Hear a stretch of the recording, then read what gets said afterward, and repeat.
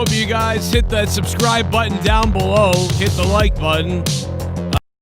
We got what we thought we might get, which was the end of The Undertaker. But I am a bit shocked by what we saw tonight. Saddening, shocking. Didn't seem right without a crowd there, but I understand what they were doing, no doubt about it. And we're going to talk about this one for a while. I hope you guys hit that like button down below, hit that sub button.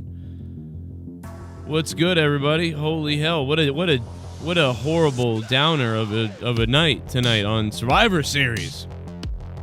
I mean, this was, I don't think there's any way to get out of saying that this was a sad show. This was not a happy time, not a fun night. There's nothing I can say about this besides I'm sad. This show literally made me sad.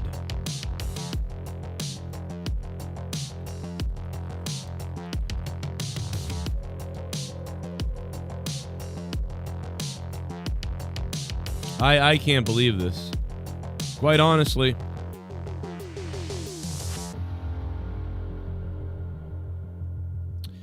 And, it was weird to watch because I wasn't even that. It was just like weird. It was like, was watching it. It was like, okay, Undertaker retired. Whereas, when he lost to Roman Reigns, I was a mess. But tonight I just felt almost nothing. I just looked at it and said, wow, okay. Jake looks like someone killed his mother in front of him. Actually, no, he'd be smiling then. I'd be much happier. What's going on, brother? I'm upset. I mean, because it's the end, and I just have such an affinity for Undertaker. I mean, he's one of my all-time favorites. I love the Dead Man, and everything he's done. It's unfortunate to see him not get that celebration of the crowd on the way out. I can't believe that. I know they had to do it this way because it fits with the anniversary, the time frame. It's a good call on their part because you don't know how long it's going to be until COVID, yeah. Until COVID's over, you can get fans in the building. And if they still have the Hall of Fame for him, so he can get that recognition in front of the fans. Yeah, maybe. Hold the Hall of Fame induction until you have fans back. Yeah, maybe not this year, maybe the year after this year or something like that. But a disappointing night all in all. We end up with a tie, 3-3 matches apiece, so no one wins. Yes, I know that Raw and The Miz won the pre-show, but that wasn't a brand match per se, and they never count the pre-show, just like when the New Day won years back and they didn't count it on the pre-show. Right. So we have a tie. Lovely. So this really meant nothing tonight. Oh, God, we kind of called that. We called everything about tonight. We really did. The only thing we didn't call was... We nailed it. We didn't nail The Undertaker. I mean, we kind of thought maybe something will happen because this is, a little weird. My last prediction with that, with my full thing was the only thing I got wrong, and I nailed everything to a damn T. It was pretty damn impressive for once. Yeah. I wasn't completely ass backwards. Was the men's match. That was the only one I got wrong. And I understand why they did it because they wanted to tell the story with Jey Uso helping at the end. And all right, but I don't care for that whatsoever. The execution, again, was just bad. So, yeah, it was, this was a rough show. The Lana stuff, I mean, I predicted that was going to happen. It would spaz. That was nailed to a T. I said she'd be the sole survivor just by the way they set it up. They're not going to let her, continue the match afterwards. They'll have her stand on the outside, and lo and behold, she'll be the last one there because everyone will get disqualified or counted out. Yep. That's what happened. Hilarious. What a joke that was. They had audience members in the Thunderdome, they basically tell you who to cheer and who to boo. They had everyone booing Lana on Monday. They had, so is she supposed to be a face? Are we supposed to be getting behind her? Like, that thing is so bizarre. Yeah. And then, of course, everyone wanted to see more Undertaker. I would love to see more of him, but I know his body just can't do it like he wants to. And he doesn't want to have cinematic matches. So if he can't do it in the ring, then now's a good time for him to hang it up. Yeah, he probably saw more coming if he didn't retire. Like, I better retire now or Vince is going to put me in like 70 of these things. Yeah, many people have messaged me immediately after and said, how long till Vince goes ahead and calls, take her back for Mania or something else? And I don't know. Vince was out there and he was emotional. He was holding back tears. Well, this is his baby. I mean, let's be honest. The Undertaker is his baby. Absolutely. I mean, you can see something in Hulk Hogan and kind of create the Hulkamania thing, and he did do that, and it was amazing for about 8 years, and he even got a couple of years out of it afterwards, and even saw it flourish somewhere else. But the Undertaker is not only is it the baby you came up with, you created this thing, you found the guy to play him, but on top of that, the guy lasted 30 years, and 30 years with you, nobody else but you. So that. Well, we're going to pour a beer here. Yo, Rana Saeed. Rana Saeed. Thank you, sir, for the That's a great the big point. one. Appreciate it. Even Mick Foley, obviously people start elsewhere, but since joining WWF, WWE, so many people have gone elsewhere, and whether it be Hollywood movies or another wrestling promotion, the Undertaker really is one of a kind. He was never swayed or even really tempted to go elsewhere by what he says. He says that he wanted to be the one to lead the pack and make a difference and help win the Monday Night Wars. And they did, Yeah, I mean, the Undertaker just spans so many years. Like, there's every 5 years in WWE, right? About every 5 years, there's kind of a shift or a little bit of a change in sort of the vibe and what's going on.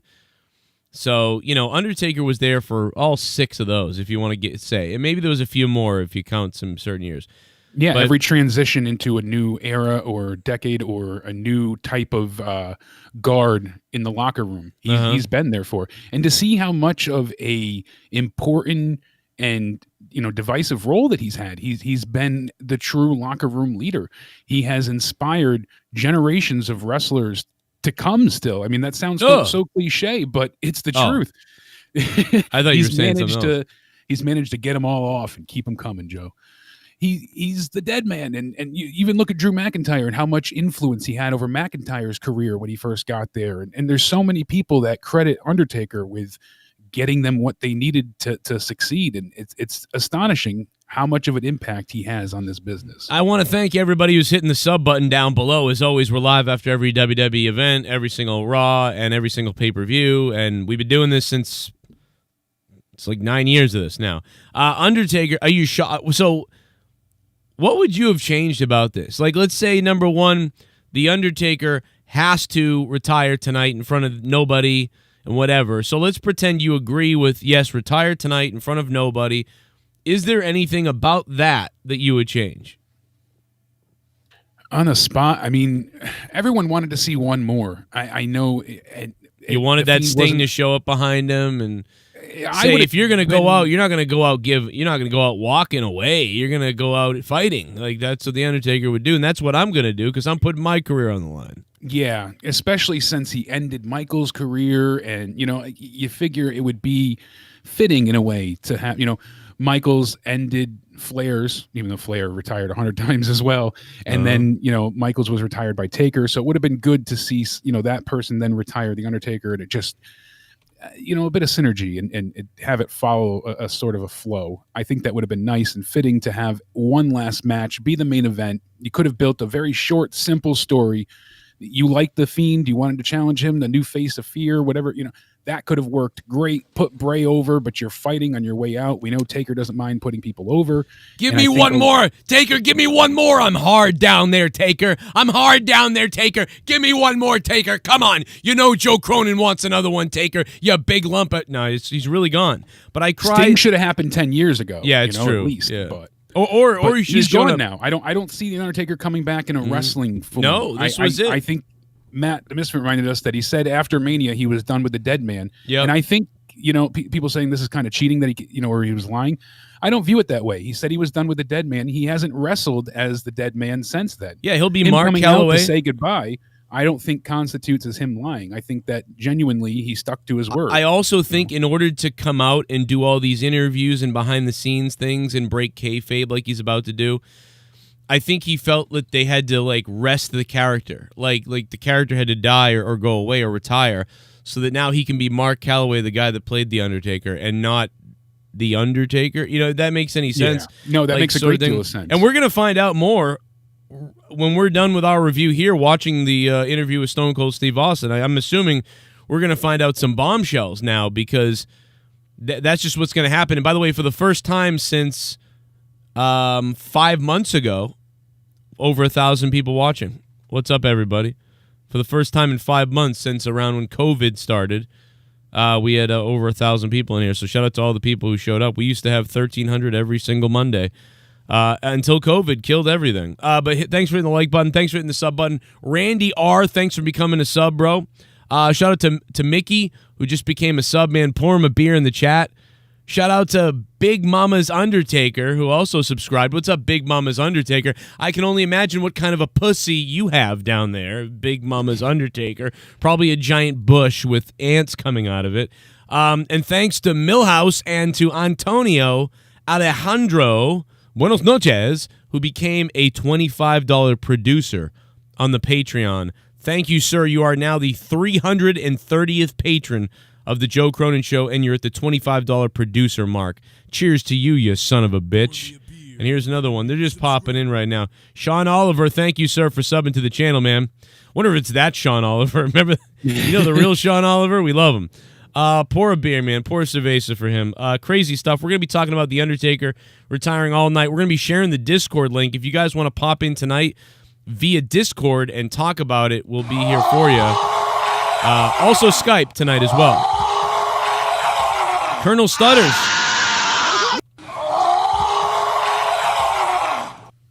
Roman vs. Drew. Solid 7.5 out of 10. Women's Survivor Series match was palatable until the end. Overall a 5 out of 10 PPV. Thank you, Taker. Yes, thank you to Undertaker. I wish that I just could never really get into it because I didn't believe it. I didn't even... Like Colonel Stutters, I think the biggest thing is I believed it 100%. When he faced Roman Reigns, and he looked slow and tired, and it looked bad, and then it ended, and he took his clothes off in the ring. Not all his clothes. I would have seen the undercocker. But it's I was like, wow, like he's really retiring, and I began to cry all over myself. You remember? Well, him stripping and then kissing his wife and doing things that out of character that he's never done before.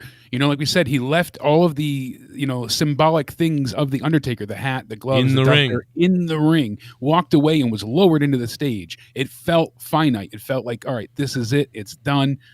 There is no more. And it was unfortunate that was the match, but the moment was so special. The thing that got me choked up tonight, because I kept waiting for the lights to go out. It's the hologram of Paul Bear. The Paul Bear hologram. Dude, I almost fucking lost it. I almost lost it. It was like, what it was like, man? It was like in a movie when, I'm going to be okay.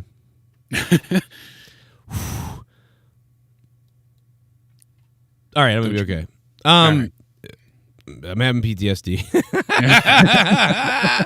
It was like in a movie when it was like almost in the Star Wars movie at the end when I know the new movies sucked ass, but it was like at the end when Han Solo had talked to his kid. Yeah, or something like that. Like that, just seeing, or like at the end of Star Wars where the holograms appeared of whatever the space ghost. By the way, both were unexpected. That's why. The first time I saw Undertaker, I was 7 years old, and I was watching it because somebody recorded it, and me and my dad were watching it. It was 1990 or something like that, and it was November 1990. This date, 1990. No, it wasn't this date because it was like days after. So it must have been like November 25th or 6th or something. Me and my dad, one of the first things I watched, Undertaker, never forget it. And then 2 years later, my dad died on this date, November 22nd, 1992.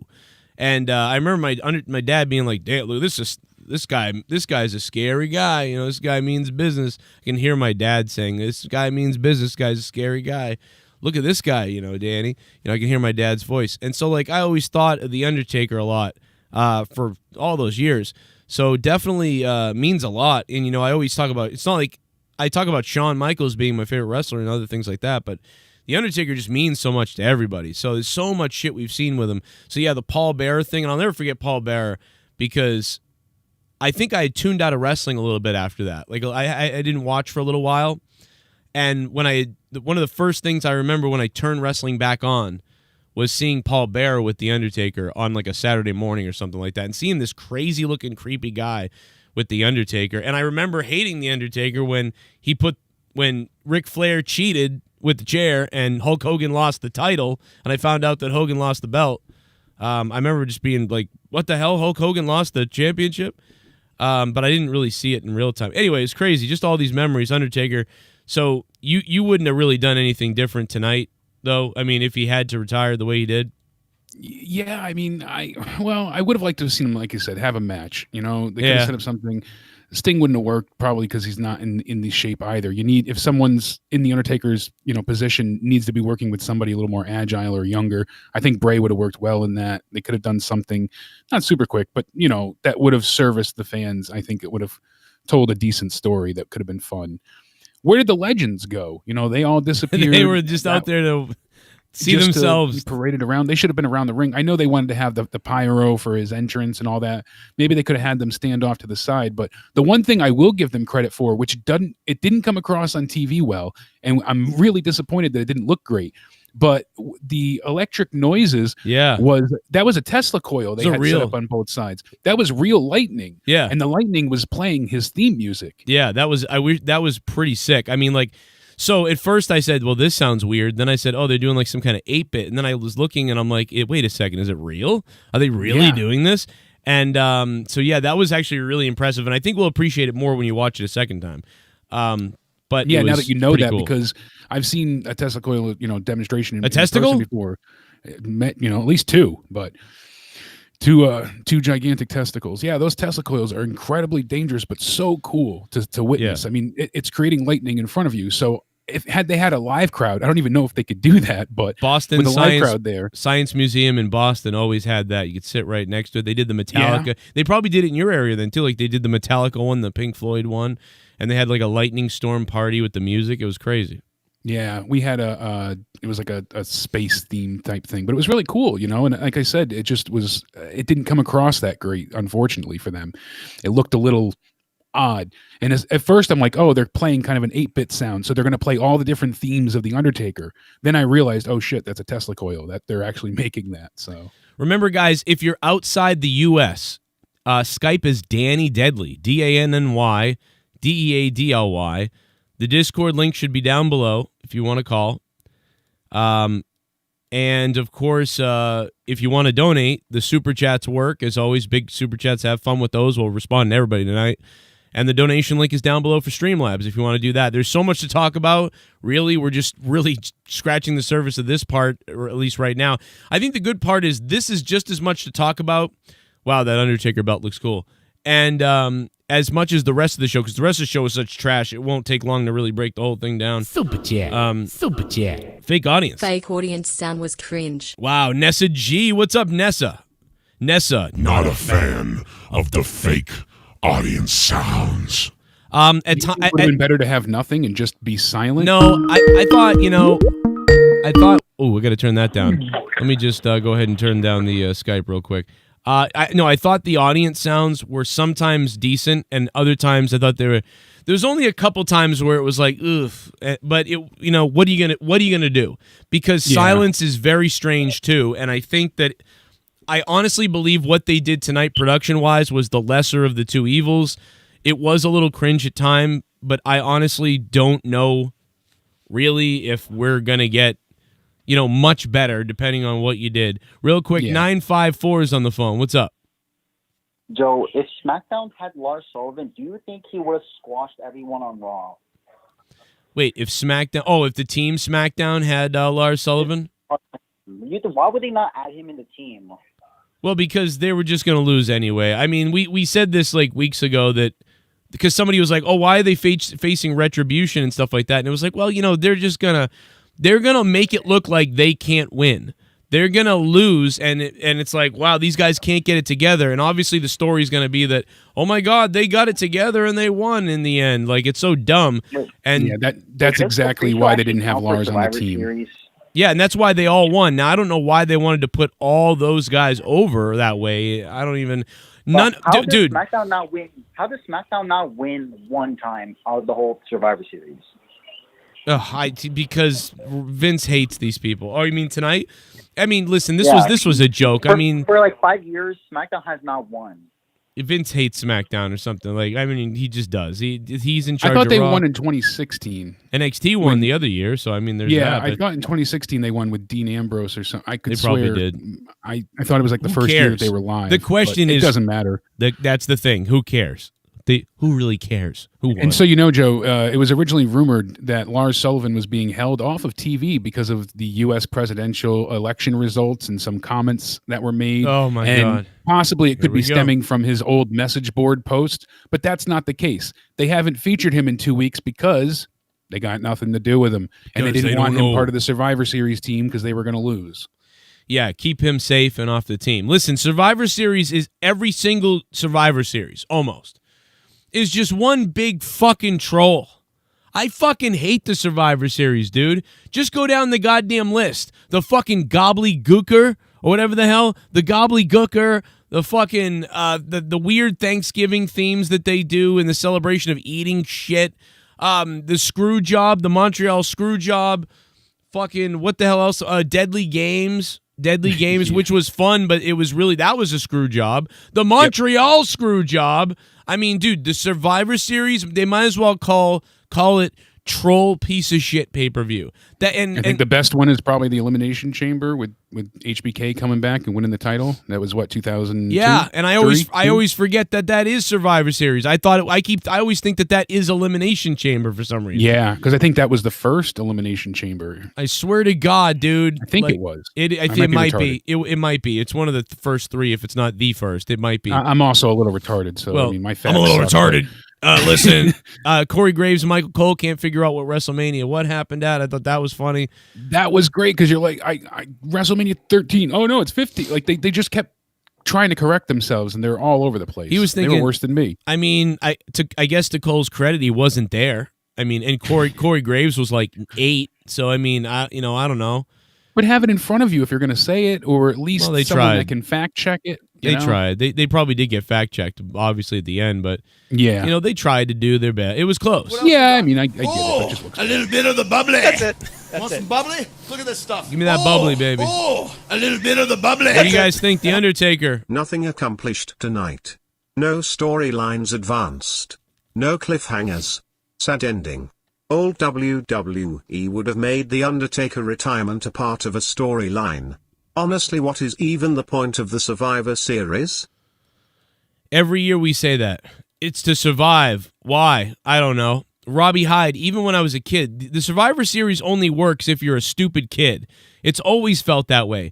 When I was a kid, it was fun because Hulk Hogan would be on a team with all these other good guys, and they would line up, and it'd be exciting, and then, I don't know, man, we would get the group matches, so you'd get, like a clash of personalities, and it would always be involving storylines that they would throw together, and it was usually delivered pretty well. I mean, nothing was great or astonishing by it, but it was always fun. The characters were just more entertaining. That's the thing. That's why Survivor Series worked better back in the day, because at least the characters coming together were entertaining. Like, right now, they're not. And, I mean, that Seth Rollins shit with him just laying down or whatever, why didn't you just lay down? Why did he get kicked in the head? Exactly. And like you said, too, with history's sake, I mean, you can go back and look at how many times when Jerry Lawler got in trouble, so they had to put Shawn Michaels in, and, so that team was messed up. And then you go ahead and you don't actually have Doink compete, but you have people in Doink face paint. Survivor Series has always been marred with issues and controversy. Well, the problem is there's only so many things you can do with that Survivor Series idea. So unless you revamp it into a different type of Survivor Series, like say 3 matches during the night are going to be tournaments, or 3 matches are going to be, every match will be defended inside of a death cage or something, and it's who can survive the death cage, and that's what Survivor Series is. Then really it just comes down to the traditional 4-on-4s, the multiple man matches, and that was always interesting as a little kid. Yeah, the idea of because you got to see so many people compete at once. There was elimination style, and you usually had these showcase moments. So as a kid, you like those to see all the finishers happen one after the other, or big spots. This is too predictable, like stuff. This is too like everything had a dude, what a just fuck you in every match. Like every I mean, Survivor we Series. literally nailed this up and down. So it's just we predicted it, but hoping it really wasn't going to happen that way. Yeah. Like, all right, probably going to do this. I hope not, but it's... And we said, well, The Undertaker will be the only thing to give a shit about. The Undertaker. And guess what? That was it. In fact, there were people... Tons of you guys in the fucking comments section were writing, like, when the goddamn Legends were coming out, well, this is the best thing all night, is these goddamn Legends coming out. I did enjoy the main event. I did like Drew and Roman. I thought that match was really good. I couldn't get into it because I knew it was going to end in stupid. So I was just like, even though it was good, and it was... That was my problem. I think a lot of people could look past it and they would think, well, the match is great. Okay, the match is great. Okay, it ended like that, but, that was fun to watch. I didn't do that. I looked at it the whole time as, yeah, they're doing good, but I don't care. I don't care. It would have been great if they just sent Drew to SmackDown to go after the title for Roman, and these two had a program at this point. No, it would have been good if they'd fucking captain teams. Well, yeah, obviously for Survivor Series. I was just talking champion versus champion. That would have been even better of an idea. Unfortunately, Drew wasn't the champion until this friggin' week. All you do is this. It's this simple. They captain teams. The loser's team has to put his title on the line at the next show. And then you get your actual one-on-one match. Brilliant. You know, we've come up with 100 different ideas at this point in time. We've said draft picks, WrestleMania main events, number 30 spot in the Royal Rumble for the men and the women. If there's, you could do 100 different things that give you some sort of stakes on the line or some added intrigue or interest. You need a motivation to keep watching and to actually, see the end of the match happen. Like you said, the thing with Roman, we knew it was going to be excessively predictable, and it was. Roman was going to win. There's no way Roman's losing at this point, but they're not going to have Drew lose clean, and that's exactly how it worked out. And they had Jay lose in such a way the first match so that in the main event, it would make sense for him to come out and, earn his spot at the table with Roman. It was a good told story. It wasn't bad by any means. I liked the main event. It wasn't, knock your socks off great, but it was still enjoyable, better than what we got from every other match tonight for sure. Yeah. And if you're calling and I answer your call, just hang in. You're not going to hear anything for a few minutes and then you'll get unmuted. So just try to do that when you call in and you'll get on the air. Thanks for the donation. Let's go back to the donos. Super chat. What's a CLP? I was expecting a crow sound, but Vince said WWF. Yeah, that was kind of funny. Holy Fur, thanks for this for the money, man. 3,500 CLP. Oh, that's Chilean something, right? It is a Chilean peso. Chilean peso. Thank you. Yeah, I think a lot of people did. I didn't get too excited because I didn't know, and I knew that I didn't want to be disappointed at the Undertaker's retirement. So I was kind of like, but I couldn't help but let it creep in a little bit. That, maybe they're doing something, and then they didn't. And unfortunately, I think I let a little too much of that creep into me, and it did mess it up a little bit for me, or I would have been maybe in fucking tears or something. I don't know. But instead, I was kind of distracted by what are they doing, But we'll probably look back on this.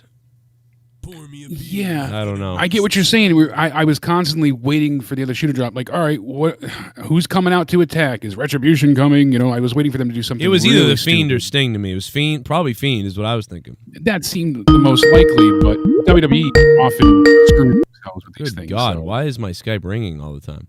There we go. I fixed it, I think. Skype bum!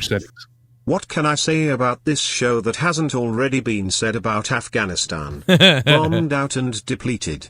Why don't you click your heels 3 times and go back to Africa? Dave Chappelle line. Thank you, Evil Carnate. Thank you, Evil Carnate. Thanks, for Evil, for becoming a $5 shit bum on the Joe Cronin Show and hitting the sub button down below because you're wet. By the way, Leah, my wife, talked to Bullfrog like a naughty bitch the other night. And the audio of that is up on Patreon right now. Leah getting froggy naughty with the Bullfrog. Very strange. Football Shirts United. Thanks for subbing to the channel, Football Shirts. How you doing, man? Always take football. Dude, what the fuck is... That's weird. I mean, that's a reference to the soccer team or the football team, I believe. But either way, yeah. So you can go listen to that on Patreon now if you haven't heard it. Leah makes Bullfrog... My wife makes love to Bullfrog. Listen to my wife try to bang Bullfrog on Patreon tonight after our show. Patreon.com/Joe Cronin Show. Check it out. Alexander Lopez. Thank you for subbing to the channel, man. Porma Cerveza, baby. Let's get it going. What do you guys think about The Undertaker's retirement, Survivor Series, and more? We're talking about it. What I get out of this? Vince looks a mess. Yeah, I mean, we actually were commenting on that, man, that, you know, to be like, I know it's a little thing after Undertaker's retiring, but, man, Vince McMahon looked rough. He looked like he's getting old, brother. Yeah, it was in part the makeup and the lighting, too. Yeah. I noticed it made you could see his neck not, like, kind of matching skin tones, but yeah, but I think that made him look a little more ghoulish, too. He is looking a little bit old, man. It's a different look for Vince now. I mean, he's still Vince, no doubt about it, but he has got that older guy look now that's finally really coming in there to play. He probably kicked my ass if you heard me say it. Skin's starting to sag bad, you know? Well, he looks like he got some kind of, like he's losing weight. He looks balls are hanging to his neck is looking a lot thinner, you know. Yeah, his balls smell weird. Super chat. I love you, Vince. Party. It's Botch Club, everybody. 6.5 out of 10 at best. What's good, Joe Cronin and Big Daddy DeMarco? I mean, that's a lot. Cheers. Fresh content just uploaded. Show some clips now, quick. Hell Yo. yeah. Hell yeah to the Botch Club. We're going to take a look at their Instagram in a second. They have an amazing Instagram, over 25,000 followers and more on Wrestle Daily and Botch Club. Every day, just tons of botches. If there's a show, there's like several botches. And they put them all up, and they put up a bunch of funny video memes and things. WWE wrestlers actually follow them, too, on Botch Club on Instagram. Check it out. Thanks for the $4.99. God, 6.5. I would give this show a 2. I mean, I fucking hated this show. I don't know where I'm at. I think I'm a little bit higher than you this time. We switched roles. I hate this show. I was the more negative one. I think I'm a little less negative, but not by much, unfortunately, Joe. This just Here we go, left so much to be desired. Here we go, about to get it, man. Here we go. Oh, no. Was it just me, or was McMahon's makeup very noticeable and looked like the ventriloquist puppet? Yeah, that's what. Yeah, man, that's what it was. He starting to look like Bray Wyatt's puppet or whatever. Starting just to look like the Fiend's puppet. Eddie Cheeseburger. Thank you, Eddie Cheeseburger. It's good to hear from you, Eddie. How are you, dude? Hey, 754, what's going on? We got him again. 754, what's up, man? Yo, man, I finally got the PS5 today. I've been waiting for so long. Finally got it. Hell yeah. Did you get it from Walmart? No, I got it from Kohl's. Kohl's? Yeah. They sell a PlayStation at Kohl's? Don't they just sell like old white lady clothes? That's what I thought, but... Yeah. They sell a lot of electronics here. Bro, I bought a strap-on in there once. I bought a drill down. Hey, yo! No, but I was just going to tell Brandon Rosas to get on FaceTime, but... Well, nobody knows who he is. That guy's a loser. Come on. Yeah. Come on, let's just... I came on here to real. ask somebody to call me. You know? Super chat. Super chat. That guy sucks. Him crying the Undertaker was there for all of us. Glorious Eugene, man. It was rough. It was rough, man. It's gonna be. I almost fucking lost it a few minutes ago. So. Bask in his dumpster fire. Oh no, it's Keith Lee. He's here. Bask in his dumpster fire. His dumpster fire. Bask in his dumpster fire. His dumpster fire. Bask in his dumpster fire. His dumpster fire. You fucking piece of shit. In his ass dumpster fire. 5/10 the lows were low and the highs helped carry. One last swan song for Taker is promised. Yeah, Sir Huggington's rather. Sir Huggington's, thank you, sir. And salutations, Keith Lee. Here you go. Here you go. Here you go. Conan. Yeah, I didn't like his outfit, and I wasn't a big fan of his promo either, the Mr. Gentleman promo. Right. Allow me to introduce myself. Are you going to fuck the guy? Thank you, Sir Huggington's. I'm being pretty hard on it with a 2, I guess, but fuck it. I don't care. This show pissed me off. The biggest build out of this entire show was the women's Survivor Series match with Lana getting put through tables. That was the most story, paid attention to story, I should say, the thing that they dedicated the most time to anyhow. Right. Besides, you can't say Drew just got the title Monday, so they threw in the thing with Roman on Friday. Besides that, everything else, was second fiddle, or the men's team can't get along. Oh, and they had a chance to put people over here. They had a chance to, really go ahead and build up some star power. And each time I feel like they just shit the bed with it. Yeah, every match. And it's unfortunate. They don't hurt anything in the main event. Luckily, they're safe there, but it's not something that can happen often with Drew losing that way. So every match was a troll. Every match it's like it always is Survivor Series. A big troll. Yeah. Dude, you're not wrong. I mean, even from the kickoff show with the way The Miz won, here we were like, oh, Dominic's the new guy, and they're actually going to let him win something that, even though it doesn't matter, still a Battle Royal win is something. At least if you're in the match, I'd rather win than lose.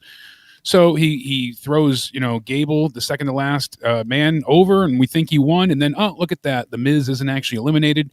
He rolls under the ropes and throws Dominic over, and that was a waste. And I thought at that moment, now we're likely not going to see the Miz cash in, because they sold it so heavy, even with him backstage saying, that he basically teased cashing in, that at that point, that's when I kind of assumed it wasn't going to happen anymore. Initially, I thought he would cash in after Roman took out Drew, but that's not what happened. I think it's just such a troll Survivor Series. I was trying to go through the list before, and not only did they have like the gobbledygooker, not only have they had Thanksgiving type of matches and eating contests, and not only have they had screw jobs, whether it was Bret Hart, whether it was Deadly Games, but after all that, they did multiple multiple screw jobs, like basically calling back to the screw job. So it's just Survivor Series just sucks every single time. The only thing, one of the best things about Survivor Series was Undertaker's debut. Now it'll probably be tonight was the best thing was seeing him out there. And he unfortunately retired tonight. Hey, we got a good caller on the line. It is 760. What's up, 760? Hey, Joe. What's up, baby? Hey, Joe Cronin. How you doing? I've been better, but how are you doing? I just wanted to say, after tonight, Lana proved that she's full of crap. Because, I watched the documentary. Oh, her crying. And they want us to, feel so bad for her, but she's been with the company for, 8 years, and she's still green. Right. It's I can't get behind that. And it's just you know what, Lana? Go fuck yourself, Lana. That's kind of how I feel. You want to know what, Lana? You want to feel bad, Lana? You want to feel bad? I'm in my basement doing my fucking radio show or podcast show or whatever you want to call it, you stupid fucking mimbo. And guess what? I sat in a fucking room where they told me that they were going to hire Vic Joseph over me. They hired Vic Joseph over me in front of my fucking face and told me to go fucking home. And you're crying about being there? Shut the fuck up, Lana, you stupid bitch. Sorry. And then why won't she stand up to the creative team? Because it's not like she doesn't have any leeway. She can just stand up to them and say, why am I going through a table? I can't feel bad for her no more. Again, someone in the chat, Nigel, great point. Nigel, no friends. She is a good manager. With Rusev, she was great. As the manager, crush Rusev, we're going to do this and that. Oh, my God, it's like she got great heat, Joe. She was gold as a manager, but as a in-ring performer in any capacity, it just isn't working. She looks good, but it ain't working. She don't look right in the ring. Nothing works. Why are you taking someone who, she's not a classic manager that looks amazing, but as like a heel Miss Elizabeth type or a sensational Sherry type maybe or something like that, she's like a fucking good 7 or 8 out of 10 manager. That's really good. But as an in-ring performer, she's like a 1 or 2. I mean, she has skills to perform a little bit, but there's nothing that's popping. It's a 1 or a 2 or a 3 out of 10. She has just enough that she can go out there and get through it, and it looks all right, but it will never be anything. But as a manager, you got something. Why aren't you doing with her the thing that you got something? Why are you doing this? Why are you taking someone's full potential and pushing it over here and then using their shitty potential. It's like somebody who like, hey, we need you. We have a band. We're going live any minute. We need a band who can improvise. Oh, I'm wicked good at the drums. I'm so good at the drums. Well, can you play guitar? No, we don't have a guitar player. You know, maybe you can play guitar. I can't really play guitar. I'm like, I can play some power chord stuff. All right, whatever, get out there. But, you know, so why would you put him on a guitar when he's that good at the drums? It's the same thing. It's the same thing. It's a fucking analogy, God damn it. It's good. You're right. Fuck me, I'm good. Fuck me! Good call. Good fucking call. I like that guy. I'll suck a dick for that guy. Send my greasy ass into outer space. I like it. I'm a fucking idiot. Drew, you fucking idiot. I'll fuck Tarr in her mouth till she dies. Listen. Yeah, I didn't like his outfit, and I wasn't a big fan of his promo either, the Mr. Gentleman promo type. Allow me to introduce myself. Are you going to fuck the guy? We've got a new Twitch follower. Oh. Hell yeah. Take my pants off. Listen, I've been playing Diablo. I've been playing Diablo all night while watching this. Thank God. Thank you so much, Blizzard and Diablo, you communist sons of bitches, for allowing me to play Season 22, because without that excitement tonight, this show would have killed me. I might have been asleep. Roman Reigns, you're my man. I wanna see you naked and give me that Superman punch in my rectum. Give me that Superman punch in my rectum. I don't care if your whole fist goes up my asshole. Roman. By the way, my voice is fucked still. Sorry, guys. Roman Reigns. What's up, paisans? I got a bone to pick with that fucking greaseball gook bullfrog thinks he fuck with me. Jesus. The kid has a couple gagoozis on him. He'll rip your fucking tongue out and have you come out missing, you fucking wop. Regards from the Don. Oh my God. Vinny Mamatelli. Vinny Mamatelli. Thank you, Vinny, for that donation, man. Jesus. He's pissed at Bullfrog. Party. J-Rod, what's up, dude? Undertaker, best wrestler ever, gonna miss you, Taker. Yeah, man. Very sad.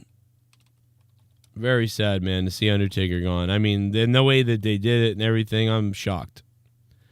I'm a bit shocked, J-Rod. It is sad. I mean, it's certainly depressing. The way this year continues to take, take from us time after time. It's just one more. I want him to be happy. I see him and his daughter dressing up as him for Halloween, and she said, I thought my dad just stayed around at home and sat around and did nothing. And it wasn't until she watched this documentary, The Last Ride, that she saw all her father has been through.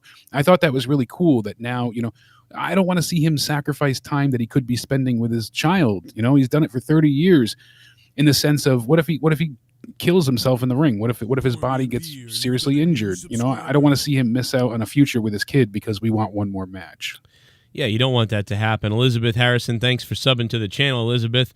And if I could do the macho man for you, and I could have saved Miss Elizabeth's life, I would have, yeah. My voice is so Give it a hell yeah! I'm just glad they didn't play Kid Rock or Limp Bizkit while they were playing all of the Undertaker's themes. Oh, God, yeah. I would have had the ring fill with smoke, and when it clears, his gloves, coat, and hat are left as his music plays. Shout out to Jake. He probably thought they already did that. Gorilla Strong, good to hear from you, man. They probably figured, hey, we already did that with the Roman thing, so let's not do that again. But, I guess... Man, that would, oh God, Limp Bizkit, I would have, or something like that, I would have shot myself. Oh, a little bit of the bubbly. Want some bubbly? Look at this stuff. Oh, a little bit of the bubbly. That's it. Even a couple years ago, Sheamus cashed in on Roman. Why not just have Miz fuck everything up and cash in on Drew? Probably because they wanted the Undertaker ending. Fuck me. Thank you, Robbie Hyde, with the $3. Yeah, thank you, Robbie. And Gorilla's right. I think that would have been cool, if the smoke goes ahead and you see just all of his stuff left in the ring again to symbolize it's over. Right. I like what they did. I mean, like you said, it's still emotional. They did the best they could with what they had, but maybe he physically couldn't have been up for another match. Maybe it wasn't WWE's decision. We don't know. Well, yeah, I mean, you know how bad it was anyway. I mean, the Cena match had to be so quick, and look at the Goldberg match. Look at, I know that had Oh, extenuating circumstances, but still, you know, there's been, look at the DX reunion they had. Look at the Triple H match before that. So I was thinking of, you know, really bad Survivor Series matches, and one that stands out was Randy Orton and the Big Show. I think that was 2013 or 14. I want to say 13 because it was before Daniel Bryan in WrestleMania 30. So I think. But that was just horrendous. That was such a bad match, and everybody just wanted still Daniel Bryan to be involved with everything, and they refused to push him. So, but think about all the missteps and crap we've dealt with. Yeah, the pre-show wasn't great, and they went ahead and they started the show off with the Raw men's team of things. So we had AJ Styles with Almost, Keith Lee, Sheamus, Braun, and Riddle, formerly known as Matt, against SmackDown side with Jey Uso, Kevin Owens, Seth Rollins, King Corbin, and Otis. That's an elimination match. And pretty much close to the beginning, Seth Rollins went ahead and got himself taken out with a brogue kick by Sheamus. He sacrificed himself. So he dropped to his knees and told Sheamus, do your part. And that was it. We've been hearing for a while now that Seth's taking some time off, obviously, to welcome his unborn child into the world with Becky. So that'll happen soon. Congratulations to them. He's been working hard for a long time, so I don't imagine he'll be gone too long. But yeah, and with, you know, let him go on maternity leave. He sacrificed himself to go on maternity leave. I mean, just bizarre. I mean, like, that's the Messiah. You could have taken him out like in another way, or he could have just laid down. I don't know. It's just weird. You figure they would have injured him to take it's him only out? It's only funny if you know like that he's going away because of babies coming. Like, that's hilarious. That's why I'm laughing about it, because if I didn't know that, I'd be more ticked off. You're right about that. Not to yes you to death, but that is the truth I didn't consider. Because I didn't mind him sacrificing himself, because I'm like, well, he's leaving, so why wrestle a whole match and kill well, but yourself it's just funny that in his mind, you know, thinking about the guy as the character, like, I gotta go see my kid born, so I'll sacrifice myself. Like, what the fuck does that? Like, I don't know. It doesn't even really align with what his character's beliefs are anyways, so the whole thing is a bit of a mess. If anything, you know, they've had many other options to take him out, but it was along the lines of like the Matt Hardy, like, broken gimmick type of stuff almost. I don't know. It was like not quite, but it was getting into that territory. I was like, what is he? Because he could have just laid down. You didn't need to take a shot. Yeah, you didn't need to get, you know, blasted in the face. So yeah, well, what the hell are you doing, Seth? You idiot. But this match was fairly one-sided for the most of it. Raw was heavily dominating SmackDown. They tried to regroup after Seth was eliminated himself, but wasn't working out. So Owens hits a few different stunners, and then all of a sudden he gets caught with the phenomenal forearm. He's out. Then King Corbin takes out Riddle like very shortly after. So sucks that Riddle didn't get to do much.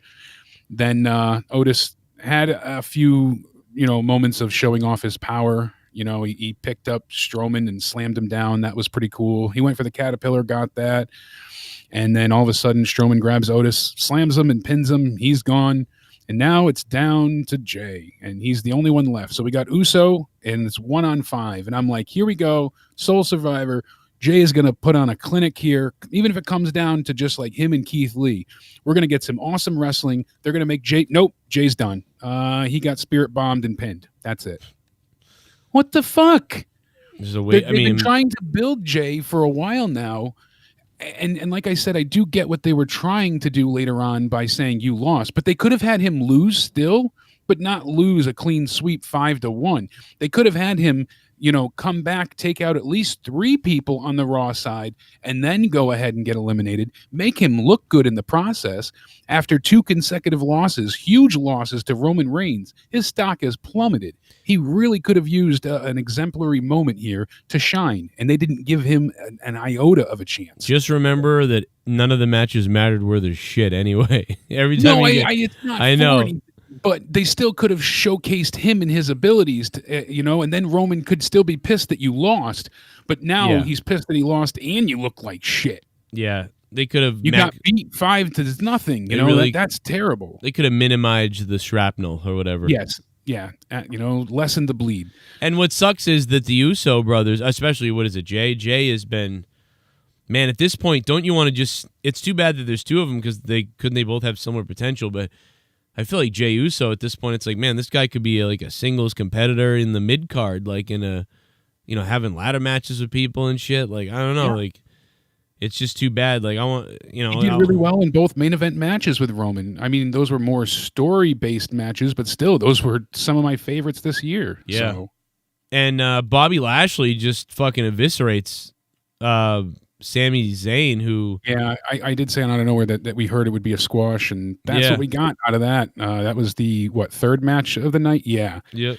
And they tried to have Zayn stall a few times and really pull as many of the, you know, chicken shit heel tactics that he could. But they were, it was 4-on-1 though anyway, so it was just like, well, of course he's going to act like this. What I was going to bring up. So even with him pulling all the chicken shit, you know, gonna hide, gonna go ahead, I've got vertigo again, you know, these type of ridiculous excuses, it didn't matter because anytime he tried to pull something like taking the turnbuckle cover off or, you know, removing the pad, things like that, there was someone there to stop him. So they should have kept the Hurt Business in the back, at least to level the playing field with Bobby Lashley. They didn't do that. They made it really obvious that he was just going to get steamrolled. That's what we got. Really disappointed with how that turned out because we could have gotten something really competitive. And I feel like they're so hit and miss with Lashley. Sometimes they want to book him as this dominant monster, and other times he's getting destroyed by, you know, nobody that matters. So it's bizarre with how they handle him. It wasn't a good match. Especially anytime you do heel versus heel, it's going to be difficult to sell. It felt like a match why was that? Why was that? It just felt like what is this doing on this show? Yeah, it didn't feel like it deserved a spot on Survivor Series. And they're not going to face each other again, right? No, this is none of these people are facing each other. So it's like, what the fuck was the point in that? I mean, did it make is it to put the Hurt Business over as faces? They've tried this like a half dozen times with the Hurt Business where they put them over in a face way, and then they're heels. Faces, and then they're heels again.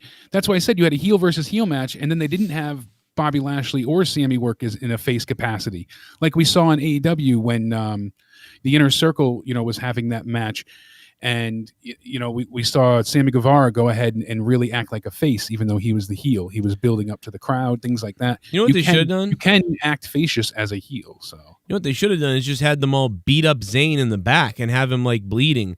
And then they're holding him down and pound him in the face. And then they're like, later on, they're like, Sami Zayn can't compete. Why did you guys jump him earlier today? Why not just go out there and have a match? And then have Bobby Lashley look at the camera with his United States belt and be like, why not show up and hurt somebody? Or like, why not hurt somebody instead? Or why not hurt somebody so bad they can't have the match before the match? Champion. And he just walks away. Fucking, the Hurt Business. That's what they do. You know, you might as well have done that rather than go out there, have Ring Around the Rosie for 3 seconds, and then fucking, you know, Zayn loses. Like, I mean, was it for comedy? Like, I don't understand it. Like, whatever. The Hurt Business look cool, I guess, and whatever. I mean, they're like a heel team. They're like I don't know, man. They're like kind of like, I think they're sort of wondering what to do. And I think that's why they're like, I think what makes them heel is by doing these heel things. But what sometimes is making them face is these heel things.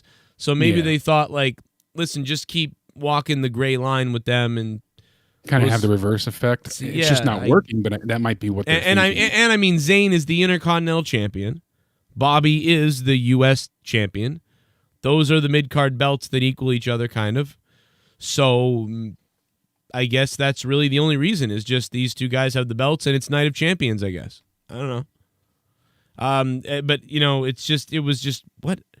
That would be better service to have Night of Champions where instead of every belt's on the line, then you could do matches like this, or bragging rights would serve this theme so much better than any of those. But yeah, but it's like we've seen those already. So it was almost like we were reliving the bragging rights or the Night of Champions type of thing. But Joe, goddamn, they tell us over and over the one night a year where Raw and SmackDown faced off again. But we just had Drew on SmackDown. When he had a match the week before, and we just had people on Raw. We saw the Street Profits or the New Day come over. Like, people move all the time from show to show. So it's bullshit. Yeah, it's a lie. It's flat out wrong. It's not the only time. If this was the only show of the year where Raw and SmackDown faced off, I don't think we would have as big a problem with it, because there would be some fight for brand supremacy. Yeah, dude. Every time they said supremacy, I pictured an SJW out there being like, supremacy. They mean white supremacy. Every time they say it, they know what they're doing. I don't know. I'm sorry. I pictured like that happening. I don't know. I just pictured it. Hey, nowadays with all the snowflakes, I believe it. Listen, I think that I think I'm gonna take a call. That's what I'm gonna do. Lots of calls coming in. 307. What's up? Why was that? What's up, 307? Hey, Joe.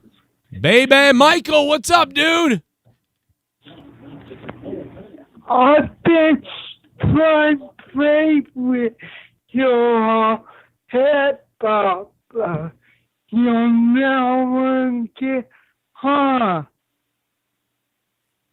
You make that one out, Jake?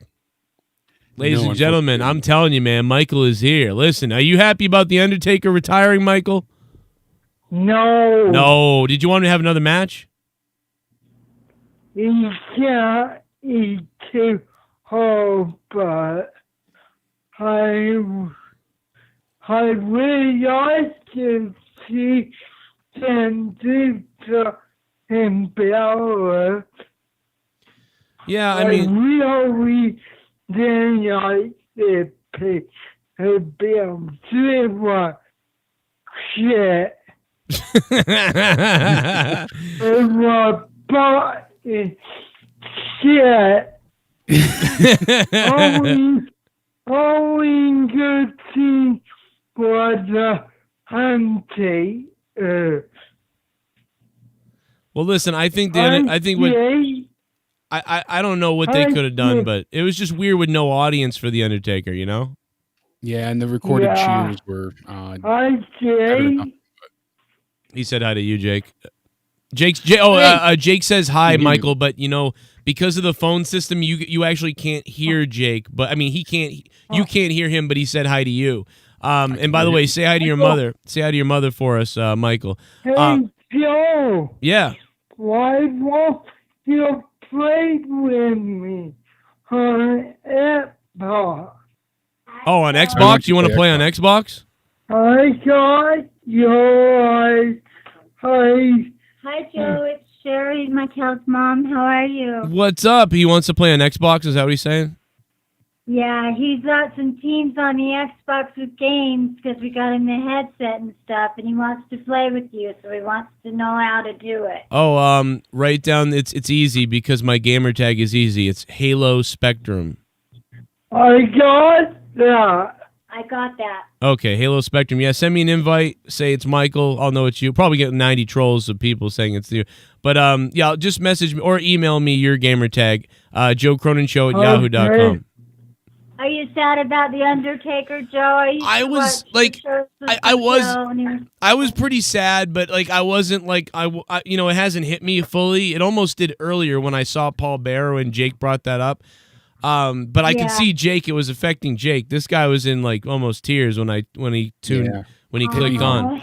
But yeah, it's bothering me a little bit. But I'll get over it. But I was actually more bothered the night with Roman, to be honest. But anyway. Yeah, that was bullshit.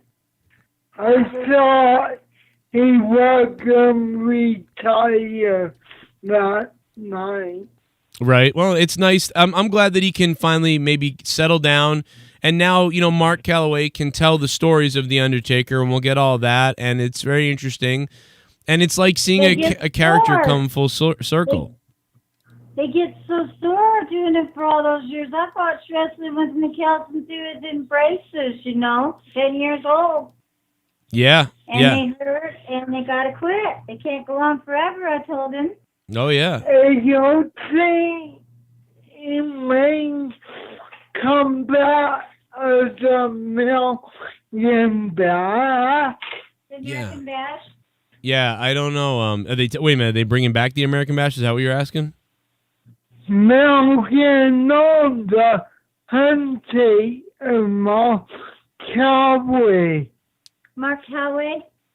Oh, yeah. Yeah, maybe. I could see. The American Badass coming back. That's interesting. I don't know if it counts. We'll have to talk about that. Me and Jake will talk about that. I'm gonna hang up, but I love you both. Hit me up with the Xbox stuff, and just message me. You too. And Joe, I'm trying to make some things happen for Mcneil because he's special, and could he ever go on a show with you because he's handicapped? Oh, yeah. Cerebral palsy. Yeah. Message me. We'll do a little thing. We'll do like a talking about wrestling thing or something like that. His computer's down, so I'll call you another time to do this. Yeah. Call me and email me joecroningshow@yahoo.com. All right, and try to get him in the driver with his NASCAR driver, too. There's a lot of things. I know. Oh, yeah, man. Even his famous basketball player. There's a lot of people out there that do things for specials like my son. So thank you for taking the time, and stay safe from Corona. Oh, yeah, thank you, guys. I love you, buddy. Joe, yahoo.com. Joe Cronin Show. Oh, it's Joe Cronin. It's Joe Cronin Show at yahoo.com. Yeah. Right. I will write it down. You're right. It's all in the description down below. I'll see you, buddy. We'll do something. We'll do a stream together. We'll do a video thing together or something. And Jake will be there. And someday I'll meet you somewhere too. I'll wear a mask though. Love you guys both. I love you both so much, man. Shout out to Michael and his mom. Hell yeah. Good to hear. It's always, what a good night to hear from them because Undertaker's retired. I know, little pick me up. The chat was really supportive too, which is always awesome. I love when good night, you guys chat. I haven't heard from Michael in 8 months at least, I think. Maybe not even WrestleMania. So, Michael, man, hit me up, bro. We'll do something. I don't care. I might even have to fly down there to you in Florida, wherever you. I forget where Michael is now, actually, but it's somewhere down south. But we'll figure it out. We'll do something, man. We'll have like best something WWE, your favorite wrestlers, all that other stuff. We'll figure it out. But yeah, man, just a sad night. But let's play some more donos real quick. Super Chat Party. Shout out to Michael, man. The tag match was good. Asuka/Sasha was good. Bianca looked strong. Roman/MC Entire was good. 6.5 out of 10. The tag match was good. Asuka and Sasha was good. Bianca looked strong. 6.5 out of 10. Justin Monday, thank you, Justin. One thing about your comment is, yeah, Bianca Belair looked fucking great. Bianca Belair looked like fire tonight. Fucking cat and mousing around the ring after not getting away from Nia Jax. Dude, that looked really good. All the agility and athleticism and everything that she had to do in a row to like avoid Nia Jax. That was some pretty good stuff, man. She didn't stumble once. She was all over it. And so not to stab our bubbles here, but I think that wasn't Michael. I think that was Mcneil or Michael, someone else. Because Michael Ramos in the chat said that's Michael. That's not his mom. So I think this was somebody else calling. She said Mcneil, so it sounded a bit different. So it might be another listener that also has cerebral palsy that called in. Are you serious? That's not Michael and his mom? That's a different group of people? I think because she said Mcneil, and she didn't say my son. She said this is somebody I was taking care of. Oh, yeah, Michael. Sounded similar. But. Yeah, Michael Ramos is in the chat saying, I'm Michael's. That's so. Oh, my God. Together. That wasn't Michael? No. It's hard to tell. Not. Oh, my God. It is hard to tell, but. Wow. So that wasn't. I'm sorry. Listen. So for the person who just called, I thought the mother sounded different. Yeah. Okay. So I was having a hard time hearing with Skype. But. So let me explain something really quickly because that caller is probably confused.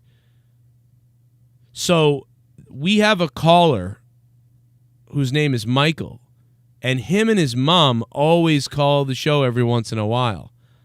He has cerebral palsy. His mother calls with him a lot of times to convey the messages. But there's a couple other listeners we have as well with cerebral palsy as well. And I know we've heard from them once in a while, So that was either one of them or that was a newer caller that I haven't heard from, although I think that was a caller that has called before.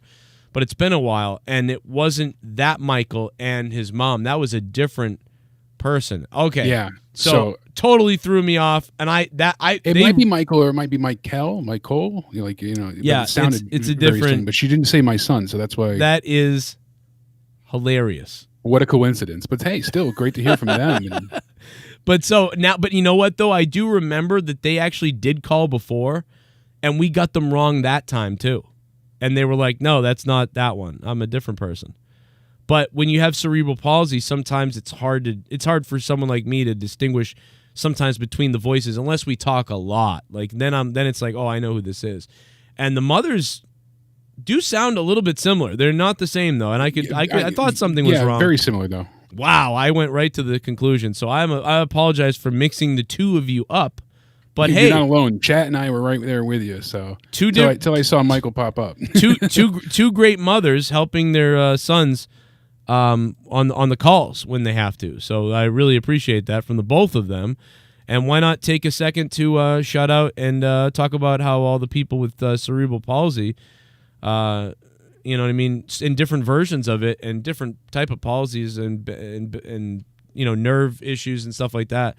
Yeah, different severities. That have to, the people that take care of them, bless your heart. You're taking care of a child who grows up and you have to push them around. You maybe have to help them with all kinds of other things. It's such an arduous job. So we really appreciate you being that loving to your family or whoever that has that. And then, of course, to the person going through it, we love you out there. And chances are tomorrow I'll probably make some horrific joke about it. But right now I love you, and we do appreciate it. And that's why I said in the chat, "Where's JB?" This call sucks. We're gonna have a. Let's face it. I mean, what are you gonna do? We're gonna have a fight in chairs. We give them a couple of swords, and let their mothers push them into each other with the sword. No, turn it into battle bots. Let them amp up, the chair and stuff. And one of them is gonna now, guys. Spinning saw blades. You have to sign off. You're gonna Mcneil and Michael and whoever else is out there with it. Tommaso or not Tommaso Ciampa, but Tomas. He's got cerebral palsy too, and his uncle actually takes care of him. He's listening as well. We have a whole army of cerebral palsy patients who will kill you if you fuck with me and my friends. They have wheelchairs with referee, Joe. They have wheelchairs with weapons. That's all I'll say. Don't fuck. I'm serious. This isn't funny. Like they'll kill you. No, I'm laughing because Michael said, "I remember that night. This call sucks. F you, JB." Yeah, that will go down in history. That was one of the best sound clips. Though. We had so many trolls that night. That's what it was. We had a bunch of trolls in the chat, and Michael with cerebral palsy calling too. They called over and over, and we were getting ridiculous, phony bullshit. Oh no, I know who it was. Wasn't it? Was it Michael or was it? Yeah, it was Michael. Michael called, and then he was like, "Michael, Joe," and then JB goes, "This call sucks." And we're like, "No, JB, it's Michael. He's got cerebral palsy," and he's like, "I don't care. This call stinks on ice." Where the fuck is this call sucks? He did it like he goes, "Joe, I just got to tell you, you know what, Joe, you know what? This call sucks." I was like, no. Without missing a beat. What show was that? Do you remember when that was? I don't. I do not. Anybody remember? Somebody in the chat knows. Somebody tell me when that was because it was fucking hilarious. By the way, shout out to Lewis Money who dropped thousands of bits on my Twitch stream the other day. This call sucks. I'm trying to be nice and everything. Like, hey, what's been up? We couldn't hear him, and then JB just goes, "You know what? This call sucks." Yeah, that's how it originated. If I think it sucks, I tell you. Did you happen to see a donation from Soundwave 92? I don't know if it got missed before. Oh, it's coming. Okay, we're behind, brother. All right, he wanted to make sure it wasn't out of sorts because it's been a while. Oh, it's Costanza, who must be under his fifth name since I blocked him. Credit to him for still being here, even though I blocked him. You fucking earned it though. It's Costanza, you little tattletale fuck. But I will go to monetize this 222 now, courtesy 221. Oh, fuck me. He said 221. Yeah, because Costanza used to type everywhere. This whatever sucks. It used to crack me up. Yeah, it was like a Costanza. This tweet sucks. This show sucks. Whatever. It was Costanza's meme, basically. Oh yeah, here it is. Okay, let's go to it now, folks. Let's relive the fun. By the way, if you weren't on Monetize this past week, you're lucky. But next week will be crazy. We have the rant line returns Friday on Monetize This. This call sucks. Pooper. Here it is. Indiana Jones's fucking angel dust hairs. 561. Hello. Yeah, just don't smoke hard weed when I'm on the air. Hello, guys. Yeah, see that. She sounds way different. Michael and his mom. What's up? How you doing? What's up, baby? What? Why did my player just come out of itself? The fuck? Not much. Having fun here with you What the fuck? guys. Nice. I like it. Friggin' YouTube. You know who's not having fun is Tommy. He's upset right now. I know. Party pooper. Yes, he is. He is a party pooper. He's also a loser. My birthday sucks. Mike, you see me on SmackDown the other day? Yeah, we saw you. Yeah. I was loaded. It was great. Yeah. Now, keep in mind, Michael's mother is helping him speak. You can hear him in the background going, and that's Michael talking. He has cerebral palsy, and I'm trying to talk to him, and apparently JB doesn't understand that. Especially when the diva was outside, we saw you jumping and yelling. Well, the more people were quiet, the more I was like, we got to be hyped up for this. Come on. This call sucks. You okay? Oh my God. And now he starts talking shit to JB and mumbles. He goes, fuck you, JB. That's him in the background going, fuck you, JB. Because I can understand Michael clearer, so... Yeah, dude, and fucking JB's just like, this call sucks. What is this? Right away. Bailey, Jesus so Christ. Good. It's Michael, dude. He's got fucking... I love you. I love you too, Michael. Bailey. He said he loves you, JB. JB. JB, he loves you, and you told him he sucks. I love you. He's actually saying "fuck you" to JB. Justin was mortified. He's telling you "thank you, JB," but no, he was actually saying "fuck you, JB." Don't feel too bad, Michael. There's nobody reading his blog anyways. Oh no, I read it. Oh, Michael, I love you, man. You have a good night, baby. Okay. Thanks, Michael. Love you, buddy. No, it was Michael, JB. Oh, okay. I don't know who the fuck that is. He's got like a, what does he have? Cerebral palsy. No, but he's a hardcore fan of the show. Yeah, like, he loves and you, he Bailey. calls in and he talks. And he loves us, and he loves Bailey I mean, too. I mean, it was just whatever, man. What are you gonna do? The call stunk. Castigate you for. Oh, it was just funny. I just love Bailey. He's like, this guy's like, I want to say hi to JB. And Bailey's like, this call sucks. This is basically worse than saying the N-word to those that are disabled. Oh my God. So congratulations, Hold on a second. That was funny. I didn't know this guy was disabled.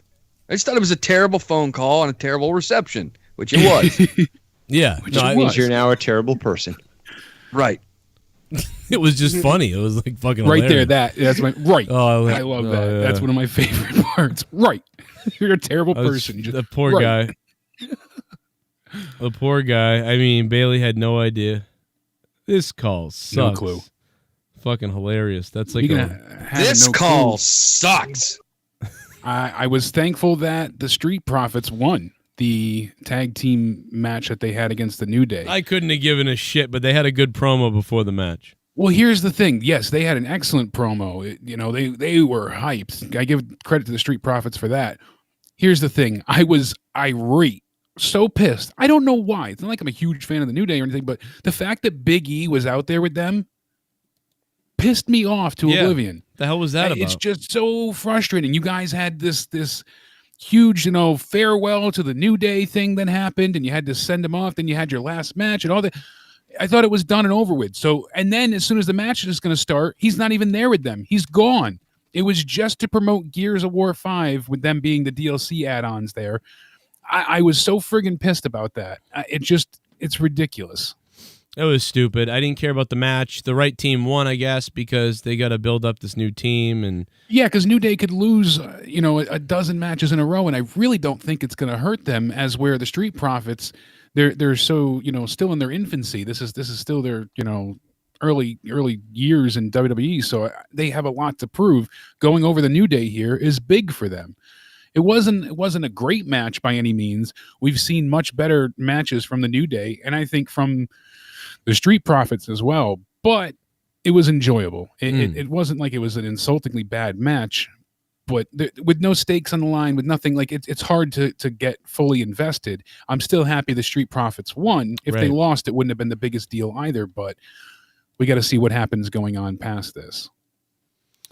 It's still essentially on paper anyways, a huge victory for Street Profits to go over the New Day. So good for them. Yeah, we talked about Bobby Lashley and Sami Zayn. What a joke and disappointment that was. Mess. Then we had Asuka versus Sasha. And some people, this was loved and hated equally on Twitter, I had seen. Any idea why it was people hated? Were like, people said this was top notch, and most people, I think hate's a strong word, but people just seem to be against it. And a lot of the criticism I saw was it felt like less than the match we saw last time. And I agree with them. Besides the conclusion of how Asuka had, lost the belt and all that. Yeah. It was the same match. There was no real innovation to it. I don't know really what to add it to it. It's just it was an okay match. Honestly, again, okay, you're just not invested. That's the match that should have opened the night. I felt that match was an opening match type of night, match. It just was a clean wrestling match. That should have opened the night, and that's how I felt. But I'll never remember it. It was all right. It was really just about making Sasha win to say, see, she always wins now. That's really it. Yeah, now she can retain a title and not just lose after. And keep the momentum and not start losing after winning, and that was really about it. Yeah, so I had thought Sasha would win here. It had to be, but Jake, it had to be long because of the respect for Asuka. So that's the problem, is it had to be long because Asuka was there. But but there was no weapons and stuff like that, so they really were just relying on having this match. So they really were in a position where you're not really going to have a good match because you want, if to have a good match, they would have had to tear it up as the main event. And since they've already had a better gimmick match recently, this wasn't going to be good. And since you're trying to just put over Sasha, no doubt about it, you got to protect Asuka, though, a little bit. And so because of that, you're left with a run through the motions 13-minute match or whatever it was. It was 13 minutes and 5 seconds. Oh, really? So. Wow. Fucking boom. I finally got one right. Baby. I've been wrong 90 times. I keep saying, they're like, oh, no, it's 7 more minutes than that. Really? What? So spot on there. Yeah, see, but it should have been it should have been Sasha going out there in 8 minutes on somebody. But you can't do that because the two champions, so it's got to be no less than 12 minutes. And when you pass that 10-minute threshold, if you're not really capitalizing on the moment, then it falls flat. And essentially, what did we really get from this that we haven't seen before? There, like I said, lack of innovation and a lot of double knees and moves. It felt underwhelming. Right. It wasn't bad by any means, but it felt like just any other Raw match and something we've seen before. As where Survivor Series, one of the big 4 or 5, whatever you want to call it now, it should have felt special, especially when you have one champion versus the other champ. It didn't feel important. And I don't know how much of that is really on the women. A lot of it is just the story going into it. We didn't see much from either of these two. So until SmackDown this week, and I hated that promo on SmackDown. Asuka was so agitating to me with the "you can't see me" stuff and cackling on and on. She's acting so ridiculous now that I think she's more of a buffoon than ever. She just acts so cartoonish now. It's ridiculous. Yeah, it's not how Asuka should act or a champion. We're definitely Bob. Yeah, we're definitely going to go back and do some retros or like rewinds or whatever you want to call it. We're going to we've tried in the past many times. We've done many things, but Yeah, it'd be nice to go back. I mean, just wrestling is so down right now. It's a good time to maybe go back and watch some old stuff. So we'll see what happens and go back to the old Raw reviews or start back at the beginning or do something fun like that. So, yeah, probably going to do something like that. We are going to play the donos. Yeah, people want some donos. So here you go. We are behind a little bit. What else we got? Oh, a little bit of the bubbly. That's it. Diverse. That's it. Bubbly? Look at this stuff. Oh, a little bit of the bubbly. That's it. Survivor Series and Royal Rumble were always my favorite PPVS since 1990. I loved when all the matches were 5v5 and the teammates actually liked each other. I thought tonight was okay. I liked main event and SPVND. Yeah. What up to Diverse? Thanks, Diverse. He also said he didn't mind the AJ team sweep. So, yeah, it just was so predictable. I think that's why I had a problem. That's why I was just like, yeah, God, yeah, we saw that coming. Okay, Yeah. so there it is. Oh, shit. Thank you, Diverse. Yeah, I miss when I was a kid and they did the old 80s, but, you know, the Royal Rumble I love. I fucking hate Survivor Series now. I like the original Survivor Series, though. It's turkey time! Caveman Austin. After. It's turkeys! If they had to hate us, but Thanksgiving was a little bit different. Instead, the turkeys ate us. They gobbled us apart. They're gonna eat fuss. But first they'd eat our nuts, and then they'd eat our bud. The turkeys ate us. What if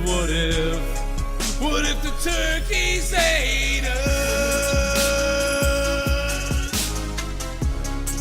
What if the turkeys ate us? What if they ate our fucking nuts? What if the turkeys ate us instead of mashed potatoes? Instead the turkeys ate us. Thanksgiving. Sunday, April 20th, there will be a TLC match between a Buccaneer array and a lightning bolt. This show was confusing 4 out of 10. Turkey Club for Life, R.I.P. Undertaker. And fuck Bill Goldberg. Shout out to the Turkey Club, baby, and shout out to Caveman Austin. It's Austin, baby. Hey, man, thank you guys for buying the Turkey Club t-shirts, my t-shirts, on Teespring. And making the turkey donation is in its 4th year. I believe this is our 4th Thanksgiving with the turkey donation, I believe. Could be the 3rd. I think it's the 4th. I think it's a 3rd, but it might be the 4th. I thought it was a 3rd. Oh, shit. I think you're probably right with the 4th, though. I'm thinking back. F me. 17, 18, 19, 20. Yeah, 17, 18, 19, 20. Yeah, that would make sense. I was thinking 17 says 3, but this will be a 4th. Yeah. So, What else we got? Yeah. Okay. Oh, a little bit of the bubbly. That's it. Nice. That's Want it. some bubbly? Look at this stuff. Oh, a little bit of the bubbly. That's it. Lana as a wrestler is Bobby Heenan or Mr. Fuji lol. No, man, no. Yeah, I mean, basically. Diverse, thank you, man. We need the old type of managers, but at least Lana was believable that she was really motivating somebody, just like Zelina Vega. You know, I thought the two of them were really good as managers. It felt like they were really motivating, and especially Zelina. Zelina was better in the ring, and I think maybe a better manager, but she was better in the ring, and we lose Zelina Vega. She was a much better manager in my eyes. Yeah. Better wrestler, though, for sure. There will never be another character like Taker. I mean, there might be a character like him, but he'll never be anything like him. If that, I don't even know if there'll ever be another character, you know, because they always want these people that just have the same motivations of, I liked wrestling when I was 10 and it was my dream. yeah, so now my I want to be a dream. wrestler. Now I'm here, and now the writers write the same shit for all of us. The Fiend is the first character I think we've seen in a few years. I mean, I can't recall any other real characters. And even that, it's like it's all over the place. They don't know what the fuck they're doing. They don't know how to book it, so. Fiend wasn't even on the show tonight. No Alexa, you know, two of your biggest things going on Raw. And yet again, they gave us no reason to tune in. Yeah, I to Raw don't. tomorrow night. There is nothing make sure you tune in to see Drew shave his balls, like something, anything. Well, and what's weird is, what it ended up being was just make it about Undertaker, and that was really it. Alan Robertson, thanks for the sub. I had predicted that Survivor Series tonight was going to be a show to actually sell Raw. That they were going to use the Undertaker being here, and then and nope. Now that's over, it's time to focus on the true GOAT. Next year, Survivor Series marks 25 years of the People's Champion Dwayne "The Rock" Johnson. Oh no! Also, props to Lana to becoming sole survivor. Pretty much the moment of the night besides Taker. I suppose. Aggressive Urinator, JD. Good to hear from you, Aggressive Urinator. I could see them doing something for Not Dwayne. that, JD. I slay bitches every day. It's a different one. Yo, thank you, man. Oh, it's Thanksgiving. It really is Thanksgiving. What if they filleted It's 37. Ladies and gentlemen, it's 37. I don't know if the 37 is for WrestleMania coming up or from my birthday.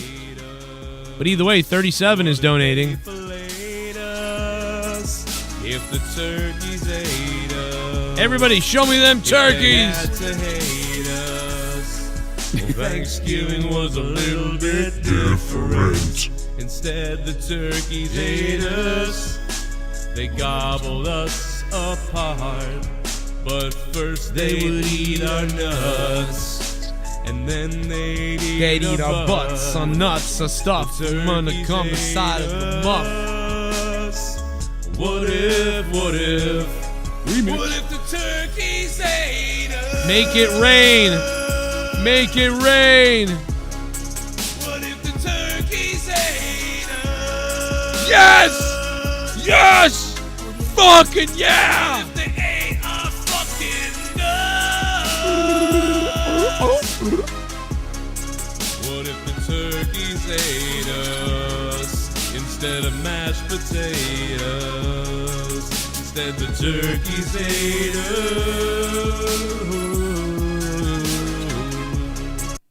Worked overtime so I could send this donation. Fire, song, turkey, turkey, turkey, turkey. Thankful for you guys helping us laugh through 2020. Oh, Happy man. Thanksgiving.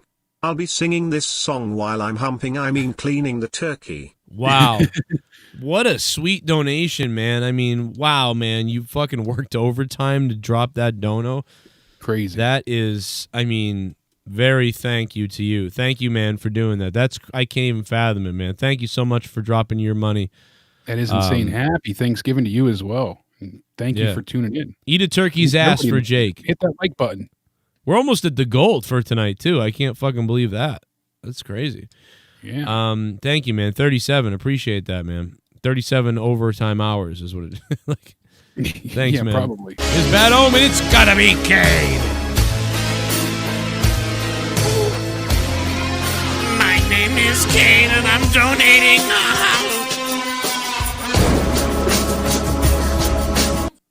From the JCS Army's bad man to the WWE's bad man, may you rest in peace, brother. You are a legend among legends. Anyone disrespecting Mike or anyone else with disabilities, I will take Taker's symbol and shove it up your ass. Yes, only I can make fun of people with disabilities, Bad Omen, so you're right about that. Bad Omen 666, a staple here on the Joe Cronin Show, an OG. Thank you, Bad Omen. Light him on fire, brother. And yes, only I am allowed to make fun of people with disabilities because I have one. I'm half retarded, and I'm also full of ADD. Shit bomb. Okay. Fuck you, JB, and thank you. Taker show was 3/10. The real Michael donates the $5. Yeah. Thank you. There we go. It took him 15 minutes to do it, but he finally got his hands. No, Michael, thank you, brother, and yes. This call sucks. F you, JB. 3 out of 10 from Michael, the real Michael. I agree, man. I'm about with you. I'm so negative on it. But I love you, Undertaker, and what a legend and what a career, my whole life almost, of watching wrestling. I did start in 1988, so, I did watch Macho Man and Hogan before, I ever saw Undertaker, but it was one of those first times seeing a character. All the other characters at the time were so goofy. Like with Repo Man and all those other guys, you were just like, what the hell is this guy? The fuck is this? Thank you to the real Michael, man. We are caught up on donos. Jake, anything else you wanted to tie up here? Oh, so we are missing Soundwave's donation. Okay. What? So, yeah, he said it. So I guess my donation really didn't go through. Hey, shit happens. Wait. I'm not sure if it didn't play or if it just didn't go through then. I swear to God. Oh, you're right. I didn't see it. I saw Caveman Austin's. Oh, wait a minute. No, that's not it. Soundwave 92. Yeah, Soundwave usually donates every show, but I don't. Yeah, he said he donated before, but he didn't see it. Soundwave, I don't see it on the list, dude. That's crazy. I don't see it on the list, brother. I didn't see it pop up in the bottom. I don't see it anywhere. Hold on. 11. No, here it is. 11:22. He did donate. It says 11:22. All right, here it is, but it didn't play at all. It's not even on the list. Glad you found it. I did find it. In fact, I found what he wrote too, but it's not even on the list to play or anything. Should have known as soon as I saw the gobbly effing gooker on the pre-show, this was going to be dog shit. I quit watching after that. Tarr double DQ finish for the women's match. Undertaker deserved way better than this shit. 2 out of 10 from the man they call Soundwave 92. The ultimate badass. Who I met at AEW. And he did drop a turkey dono, so I won't blast another turkey dono on everybody, but I will say that Soundwave, man, thank you for trying to get it started tonight, even though for some fucking weird reason your donation didn't play. That's very strange. Streamlabs, I'm telling you. We'll slap them later. But yeah, the pre-show was not good. They're trying to talk, and Natalya right away, she's out there flubbing her lines and botching and talking about how she's the boat, and somebody makes a Titanic reference. And my God, dude. It just goes over her head, it felt like. Like, all of it was a disaster. Didn't Corey say something like, make a joke about too much water or something like that? Or I maybe it all blurs together at this point. It was just garbage going into my brain and trying to filter it all out. And then you had Rosenturd going ahead and running his mouth, and so I just eventually just like, yep, I'm gonna put that on mute. And then I saw the gobbledygooker running around and get the 24/7 title, and I was like, wow, this night seems cursed. Yep. R-Truth did get the title back later on, but I think that should not have occurred at all whatsoever. Oh God, no one likes that freaking turkey. No one. I don't know what's wrong with Vince, but he loves that thing. He's always loved the gobbledygooker. I don't know. It's the idea of this giant puppet thing running around. I don't know. He's just a weird fuck, Vince is. He's always been obsessed with it. We've seen that thing return how many times now? Well, it's a big meme, so I mean, you can't. I guess, but I feel like more people roll their eyes at it and dislike it than laugh or enjoy it. Yeah, it's kind of funny that it's like not a good thing, but it's at the point where it's like legendary for the wrong reason, and I don't know what to say about it. At least Hector Guerrero can add 24/7 champion to his resume. I guess so, Ryan Sully, but even that, is that something you want to admit? Yeah, let's take a goddamn call. Michael, not Michael. Michelle. I hung up on Michelle. My bad. And 618. I hung up on you. My bad. Well, we got someone else on the call. Hello. I don't even know. I don't even know who I picked up. This is Rostafa, dude. Rostafa. Oh, yeah. Oh, it's a good guy to pick up. How you guys doing tonight? How you doing, brother? Okay, so I don't know what's more embarrassing. The fact that the gobbledygooker lost his foot twice tonight. The fact that Vince looks like the Crypt Keeper with makeup on. Or the fact that the Undertaker segment just fell flat. I wouldn't say I don't feel the Undertaker segment fell flat, but I think that it was just not, I just wasn't sure about it. I don't think to me it didn't fall flat though, but why do you think the Undertaker segment fell flat? For a few reasons. One is the fact that, and again, I understand we're still in COVID season and all that jazz, but the least you could have done was at least like in the perimeter where again, like in the perimeter of the arena where basically there's the apron and you have like, the surrounding of the ring. You could have just surrounded people around the ring. They could have their mask on, social distance, whatever they have to do, and then Vince could get out, social distance, whatever he needs to do. And basically it would have been like a reverse Ric Flair. Instead of Taker coming out first and everybody coming out later, it would have just been more so the opposite way. So there at least would have been some type of acknowledgement or at least some type of interaction with people with the main protagonist in the ring. That's the first thing. Second thing is, as far as, I mean, again, with all the theatrics and stuff like that and the build-up package, I thought it was amazing. But again, no, we missed a few number of superstars that should have been there. Bret Hart, for example, Austin, who he just interviewed, a number of different people, Cena. Yeah, a lot of people. You know what I mean? So there's a few people that I felt that were missing from the equation. I mean, it was nice to see the Godwins out of all people. Which I thought was hilarious.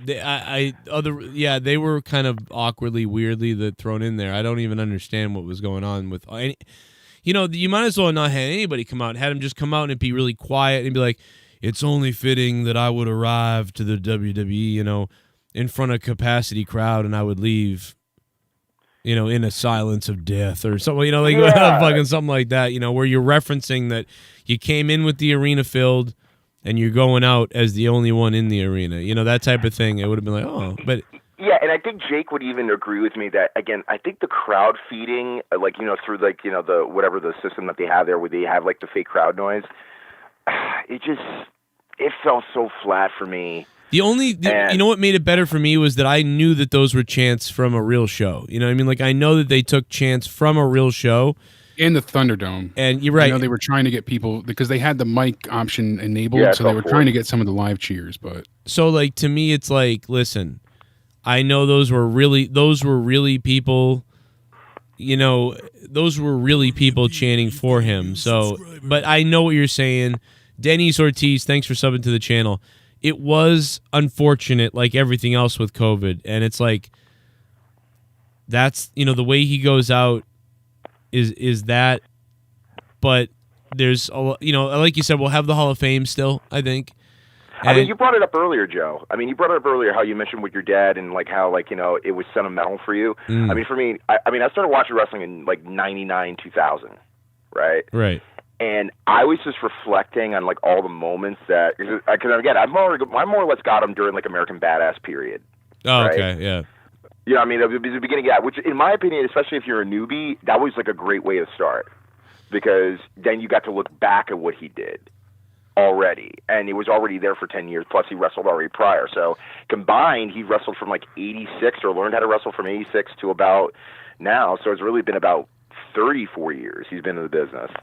But looking back at that time period, I was like, man, that, you know, just that, because you're thinking, like, even back at WrestleMania 33, where he had that match with Roman, you're just thinking, oh my God, that last promo he's going to do for Hall of Fame, it's going to be epic. It's going to be this, it's going to be that. But then it just became like, you saw it, and for me, it just felt so forced. And I understood why, you know, the way they had been, but it just, man, they could have held it off. I mean, they could have just made an appearance, and that would have been great just for the hype of it. But again, without that crowd, it just really, for me, it just didn't feel the same. And again, it's going to be, you know, different for everybody. But I do want to put one match over, though, if you guys don't mind me. All right. I don't want to take up too much time. I mean, obviously the main event was great. I like Drew versus Roman, but for me, and people are actually kind of sleeping about this, or sleeping on this rather. It was the Street Profits versus New Day. Yeah, I mean, I thought it was all right. It's just nothing was going to be that good to me because it was like, you know, it was kind of short. Well, what was the time on that match? Oh no, it wasn't short at all. It was about maybe like 16 to 20 minutes or so, but it was a good solid Which match? tag. So it didn't have to be long like the other matches were. The tag match, the other Jake. Tag matches were. I thought it was. Right. I thought it was. Maybe I'm crazy. The New Day one. Yeah. He said it was 16 minutes. It was 13. Yeah, because it's just like, you know, it's like an 13 AEW minutes television match. You know, it's just a very basic. Jake says it's 13 minutes. Oh, 13? Really? Yep, 13. Oh, wow. But I mean, probably felt a little bit longer for me on my end. But again, I think it was just mainly because of the false finishes. That's probably why it felt longer. Maybe it wasn't bad. I thought it was okay. It might have been better too. And it was the first match? No, it was the second match of the night, right? I don't remember. Yeah. It should have been the first match. Yeah, that it could. I thought whatever it was. I thought the Survivor Series. That I know that they were spreading them out. There was 3 matches, elimination matches, so they were trying to spread it out or whatever. But I just thought that match should not have opened up the night. It was a bad way to open. Elimination. You know, they should have started with either the Street Profits or the Sasha Banks match because they were both pretty good wrestling matches. Oh yeah, the Sasha. Oh yeah, I'll even put that over. Yeah, the Sasha Banks match with Asuka, I thought was great. I don't think it was like amazing. I'm never gonna watch them again, but they were all right matches to start a show. You know, right? I'm only putting over the Street Profits New Day match only in this context for Black because Guys. It was just a great finish. It Right. was such a great finish in terms of getting to the again, you're wrestling, you get a win. To different tag champs on different shows. Which, by the way, I wish they just fused the belts already because I'm tired of separate brand belts. It's laughable that there's two belts, like two tag belts. And yeah, there was something to their chemistry. I will say that they had a good chemistry. It's one big thing I noticed in that match. I 100% agree with they had really good chemistry. Yeah. One last question. I'll let you guys go because I don't want to ramble too long. But if you were to take an NXT team right now, and it would be, let's say, like maybe not as close as the rivalry that New Day and the Usos had, what would be like at least somewhat similar if you were to take a tag team from NXT that would go up against the Street Profits right now? A tag team that can go up against them right now? Trying to think. I mean, there's no one that like jumps out and comes to mind immediately. I know he can't hear me, Joe, but can you hear me still? We'll see. I don't know if we lost Joe. Hold on. Gotta love Skype. I'm sorry. No, you're good. Yep. I smelled something, bro. I did. What was this question, Jake? Oh, did you? He even said, hear "Is there it? a tag team from NXT that you think could come up and face the Street Profits at this point in time?" Okay, I'm sorry. So I smelled like burning plastic, and I was looking around because I'm like, I'm smelling something burning, and I just I didn't even think to tell you guys like, hang on, something's burning. I just got up because I was that. Okay, I thought we lost you again. Yeah, no, I was that convinced that there was a fire or something going on. I didn't even care. I just got up and started looking for it. I was like, fuck, houses, fire is more important. It looks like it's one of my lights is going ape shit, and it's like burnt. It's like making the plastic burn smell. Anyway. Yeah, that's never good. Yeah, because as far as tag teams go, you got Breezango, Fandango and Tyler Breeze. You've got the tag champs, who's Birch and Lorcan. I'm trying to think of who else there is. Undisputed Era. I mean, they pair people together as tag teams, but am I forgetting any tag teams? Like Legado del Fantasma? Yeah, I mean, I'd want to. I'd like. You're more of a stable. I think Danny Birch and Oni Lorcan would be fun because they're such a different style. Yeah, that would be good to see. Them against the Street Profits might be fun. Whereas, but I would rather make a tag team than take any of those tag teams currently. So there's really no tag teams in NXT at this point in time. AEW's got the tag thing on lockdown, and NXT has the women's division on lock. So yeah, I don't care about the tag. I mean, there isn't at this point there a isn't tag division in NXT. It's very weak. Yeah, there's not a lot of stuff going on. So there's not a right. tag division really in WWE at all. So when you look back and consider a little bit of the bubbly. That's it. What's up, Robbie? Look at this stuff. A little bit of the bubbly. That's it. What feuds would you both like to see moving forward? I think a Drew Sheamus program could be decent. Yeah, it seems like Sheamus is going to turn on Drew. Like that's coming because they've been making them all of a sudden, buddy, we've been best friends for decades now. Here, I'm giving you long lost things that includes a sword and a kilt. Like that's basically what we got from Sheamus. But I think the feud would be good.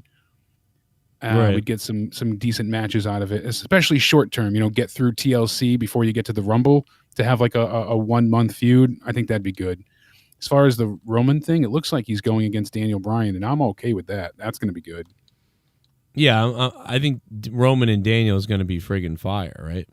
So that's cool. I love it. I love the idea of that. I only wish it was closer to Mania time or something like that. I know. And it also seems like Randy Orton is not done with Drew yet. And then you still have to worry about The Miz cashing in, so we'll see. But Survivor Series.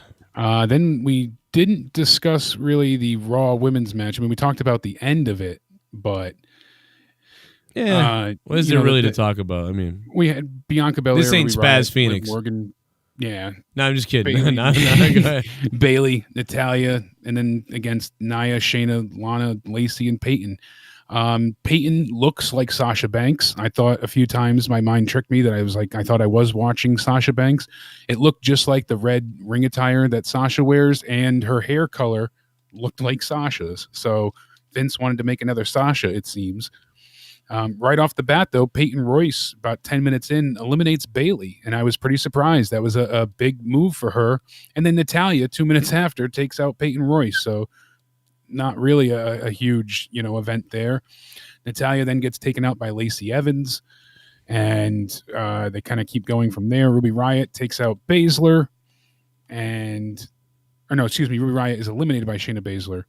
And I like the way that they did that. That was okay, but they could have been handled a little bit better as far as the women's thing. I mean, yeah. So you saw her kind of roll and tries to pin her, and then the referee's distracted. So Ruby Riott definitely has the 3 count there. And I'm like, okay, at least they're trying to tell the story. I'm assuming that Liv and Ruby are going to go again for the women's tag team titles since she got the 3 count over Baszler. Yep. When the ref distracted. But since she Although had her she pin was the like whole passed out, like it was like she was lucky to have but then that. she passed out while getting the pin on, and then she, knocked her out that way. So she Baszler was able to because she was already unconscious. Right. But then she didn't let go of the hold and she was later ejected for that. So that was a bit silly. She was already unconscious. She should have let the hold go. That was right. That was really silly. I didn't care for them doing that. Lacey Evans was eliminated by Liv Morgan not too long after there. And Liv was, trying to be a house of fire, taking on Nia Jax, but all of a sudden she gets a big Samoa drop and she's eliminated by Nia. So now we've got Bianca Belair. She's the last one left on SmackDown side, taking on Baszler and Nia Jax and Lana, who's standing on the stairs, who's not allowed to be tagged back in. And, we go ahead and kind of get the end here because that's when Baszler didn't let go of the hold. She gets disqualified, and Bianca Belair, kicks a whole bunch of ass. She takes out Nia Jax for a bit, throws her to the outside. She throws Nia into the steps, and just as she's about to Nia going over the top, man, Nia getting back body dropped over the top, that was kind of funny. Just as Nia was trying to get back into the ring, she goes ahead and she gets thrown over the barricade into the Thunderdome area, and both women were counted out. So Lana is the last one remaining. The match was a little over 23 minutes long. I'm not sure how much seconds, but I know it was about 23 minutes. So everybody saw that finish coming. Lana just standing there. Nia gets eliminated. And it's stupid. It's like you didn't really win anything, so you didn't do anything. So why would you feel good about that? Yeah, you did nothing. So you're the last one there. And I know Miro was excited. He said, "Oh yeah," without even breaking a sweat, and congratulating his wife. The whole thing was just stupid. But Brandy did reach out to Lana, so I mean, there's that. Oh, because of her crying video, so they wanted to... Yeah, she put out her heartbreaking, sad tears, and Brandy said, if you ever need anybody to hype you up and remind you how amazing you are, or how much this social media shit doesn't matter, reach out to me. I've got you. Yeah, I mean, I get it, because, this shit takes a toll on you. I get it. I don't... That just means that Miro and Lana but going to reunite on AEW. That's confirmed.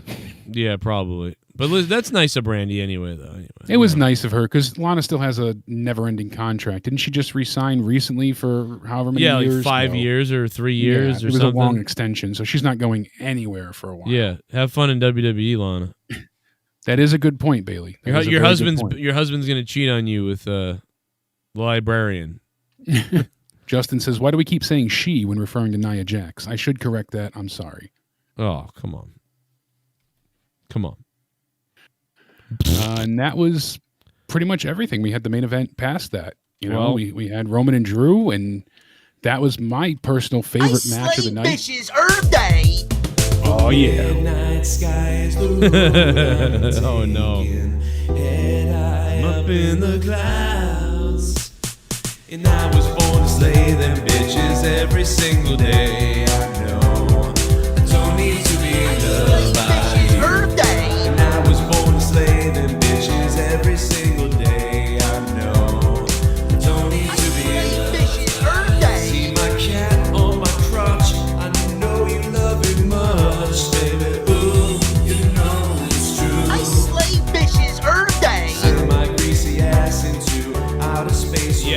my greasy ass. Send my greasy ass into outer space. Send my greasy ass into outer space. I slay bitches every day. I tried to call and couldn't get through, so I'll ask here. We saw Andrew and Roman match tonight, which was amazing. To me, I think we need to merge shows at this point. So many storylines missed. What do you guys think? I think we need to merge what? Let me see what he said. He merged. Firebird, what's up, man? Merge the shows. Merge the shows? they need to merge the belts. But yeah, I mean, I think they do need to merge the shows because we didn't know COVID was coming, and basically it's a mess, Firebird. A little bit of the bubbly. I agree. Want some bubbly? Look at this stuff. Or merge the belts, really. A little bit of the bubbly. That's it. Hey crippled cracker or handy cracker, whatever, you know why you disabled cause when your mom was pregnant she screwed 10 guys and their dicks hit the top of your head, push his wheelchair into traffic. Oh my god. AJ Adams. Oh my god, dude, what the fuck? Dude, push his wheelchair into traffic? What the fuck? Yikes. Good Christ. Hit that like button, by the way. I forgot Brian Austin has CP as well, and he's always in the chat and You're right. and listening, so he's another one. Even James Metzler has a little bit of that. Has a lot of it, but you know what I mean, James Metzler. What up to James? He interviewed me once. Also, I will probably get back on Twitter at some point, so don't worry. I didn't lose my Twitter account. It was all my decision to keep me off of it. Thank you very much. Yeah, for give yourself a everybody mental break for a few days. Yeah, you can find me on Patreon, though. Check out my Patreon. You can follow me on Patreon for free, and you can become a patron, though, and get 30 hours of bonus content you don't hear on YouTube, including Leah, flirting with Bullfrog, which we're going to play a little bit of it as we leave here. Jake, anything else, man, before we get out of here? And we'll see you guys tomorrow night for the Monday Night Raw review. Tomorrow night, live right here. That is it for all the matches and everything. I mean, the tag match, it wasn't bad. The women's match wasn't bad. I really liked the main event, so I'd probably give the main event like a 7.5. So all in all, I feel bad giving the show a super low score because some of the stuff is pure, just infuriating madness. But other things were at least passable. Yeah. Nothing outrageous. I'll give the show a 4. Sad that the Undertaker's, done this way, but I respect them trying. They brought out the Tesla coils. They had a great video package. It was odd that they just marched out the legends and then put them right back. It was in weird. The back, but why not go in the stands somewhere? But I guess they wanted it to be he's just out there by himself. I mean, that makes sense. Well, they wanted to do all the pyro and fire around the ring as well. And it's weird so for I him get to. that, it's but not the Undertaker's thing to come out there and stand in the ring with those guys and be like, hey, No. so that I was like, oh no, they're doing that. Oh no. And so when they left, I was kind of jarring, but I also thought, oh, well, good, because that wouldn't have made sense. It doesn't fit, but I would have rather have seen them like backstage clapping when he came to the back. Yeah, or maybe him, they could have clapped going to the ring. Maybe they could have lined the ramp clapping as he walked by or something like that. That would have been nice. I think that would have been a better service for him. Maybe they were just more worried about protocols and things like that. With the Battle Royal in the beginning, I don't think so, but yeah, so I give the show that's a 4 that's a overall. good point. I didn't think about that. Oh my god, that's hilarious with the Battle Royal in the beginning. I don't think so. That's they don't funny care shit. much. Oh man. Anyway, I hope you guys are enjoying Diablo. I'm going to be playing tomorrow and throughout the week on twitch.tv/JoeCroninJCS, Evil Spectrum 3, Diablo 3 Season 22, PUBG coming later in the week. And that's about it. We'll see you tomorrow night for the Raw review. Jake, any last words? I don't think so, but go ahead.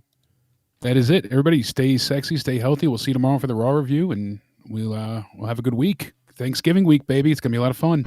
All right, baby. Good night. Thanks for listening.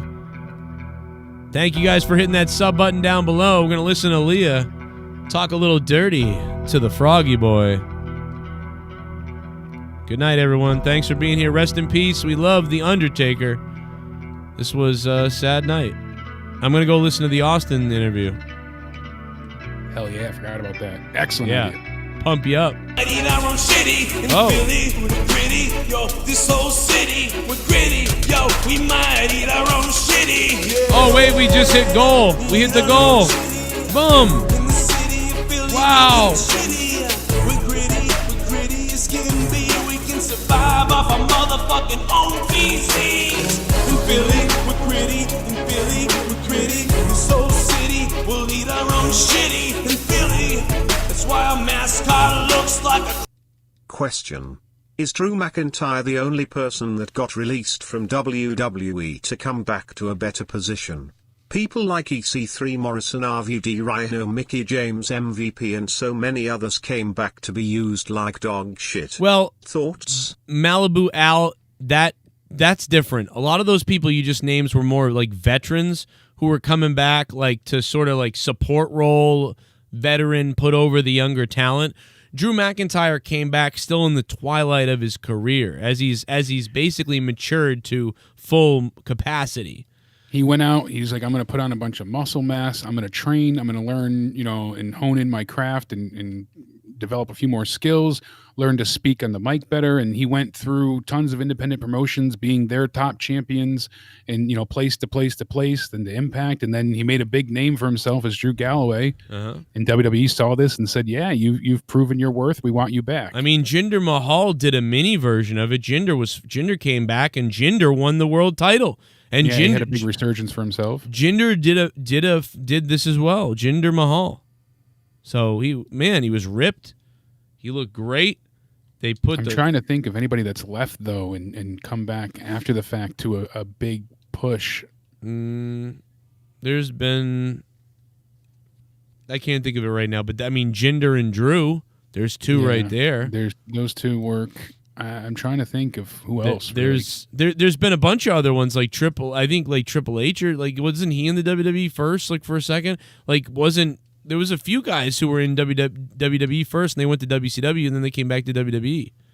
But that was way back in the day. Like that's old stuff there. But I would be thinking like not leave to go to another promotion, but like WWE let you go and then you come back and I don't think there's anybody that's on that level because I mean they fired him. They said you're not worth the money we're paying you. They let him go, and he said I'm going to be better and proved himself. And now he's the it guy on Raw. So yeah, man, it's good shit, man. Thank you for that late donation. Oh, Daniel Bryan, yeah, he was fired as well. Great point, Daniel Bryan. YT.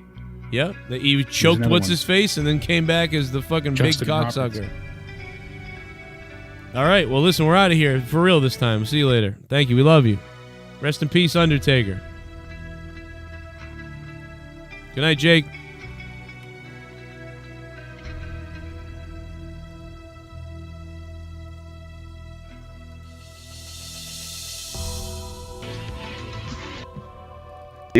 What do you... So what's going on? Not much. What's going on with you? Just watching TV. About to go to sleep. What are you watching? Just late night TV shows. Like what? Saved by the Bell. Oh, that show sucks. Oh. Stop it. Get some help. I hate that show. Isn't Screech like a pedo? Oh. He was accused of...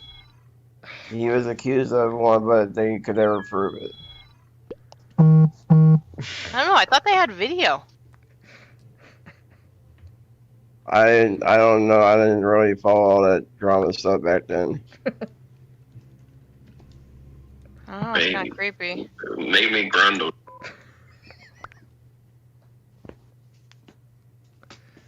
Hey, Bullfrog. Yeah. Leah wanted me to have you come here because she wanted to confess her love to you. And I'll suck you off. Oh. Ugh. You're going to suck Leah off? That's just weird. Well, Bullfrog, you have anything to say? She just confessed her love to you. Yeah, what are you going to say? Dude, it's too late for this. I'm not... plus, I already know what you're up to. What do you mean? What am I up to? I mean, I'm here. I'm never on these shows. Does Joe know that you're on the show? No, Joe's asleep. What, do you think he's her boss? Nobody's my boss. Except you, Bullfrog.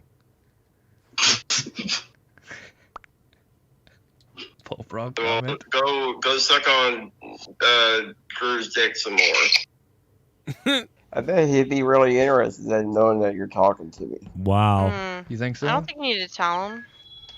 Ooh. Wow, steamy. You boys aren't nerds, are you? Bullfrog, Well, I'm not gonna betray Joe and hit on Leah. betray I'm not Joe. like You've that. already done that 40 times over. What's one more? Especially when it involves infidelity. No, I'm not gonna betray Joe like that. I mean, you really are gay, aren't you? No, I'm just not gonna betray Joe. I've already burned so many bridges. You gonna break my heart? Oh no, you're gonna break her heart, Bullfrog. No. I hardly know her. But you're still breaking her heart. What the fuck's that got to do with anything? You don't want to get to know me? Ooh. Wow. Well, we tried that, and you and Drew tried to roast me on. Oh, sweetie, I roast everybody.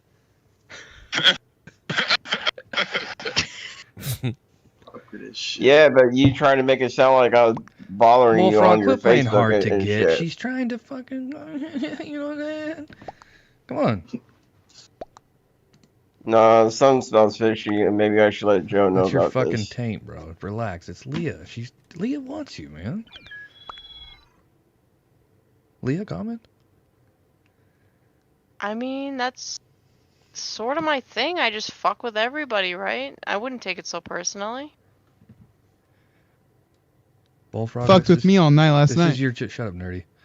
Bullfrog, this is your chance. No, nerdy, I actually hate you. Come on, Bullfrog. No, I'm gonna have to pass Make the because move. I'm not gonna disrespect Joe like this. Disrespect Joe? Don't worry about Joe. Fuck him. This has nothing No, to do with Joe. Is Baker dead? I can't. No, I can't do it. Why not? Really, dead Bullfrog, hours you're gonna ago. blow this opportunity, dude? Stop whining. Yeah, what Arnie said. I mean, not to toot my own horn, but I think you're pretty lucky right now. Baby. How you don't even know anything about me? She wants to get to know you. She wants your hot, steamy, sweaty, smelly skin touching. Baby. Fucking Christ! Come on, Bullfrog. What are you waiting for? Shoot your shot, homie. No, I'm not. No, I'm not gonna disrespect Joe like this. You're disrespecting Joe, but you're breaking Leah's heart. That sounds like a personal problem. Wow. Alright. Well, Bullfrog, You know, I'm not born yesterday. you're not boring yesterday. No, I said I'm not born yesterday.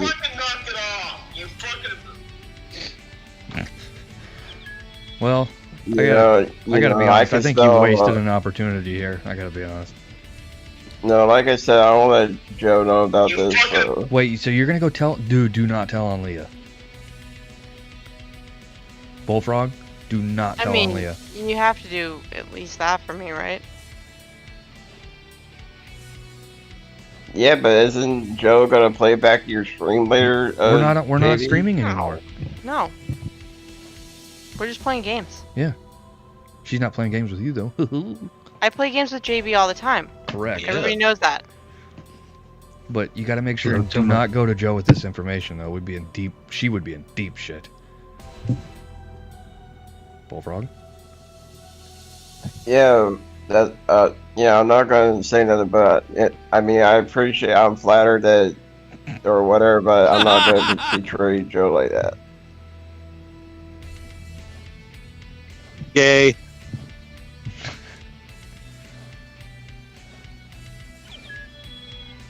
But you'll keep the secret, right? Yeah, because I don't want to hurt. I'm tired of hurting people in this community.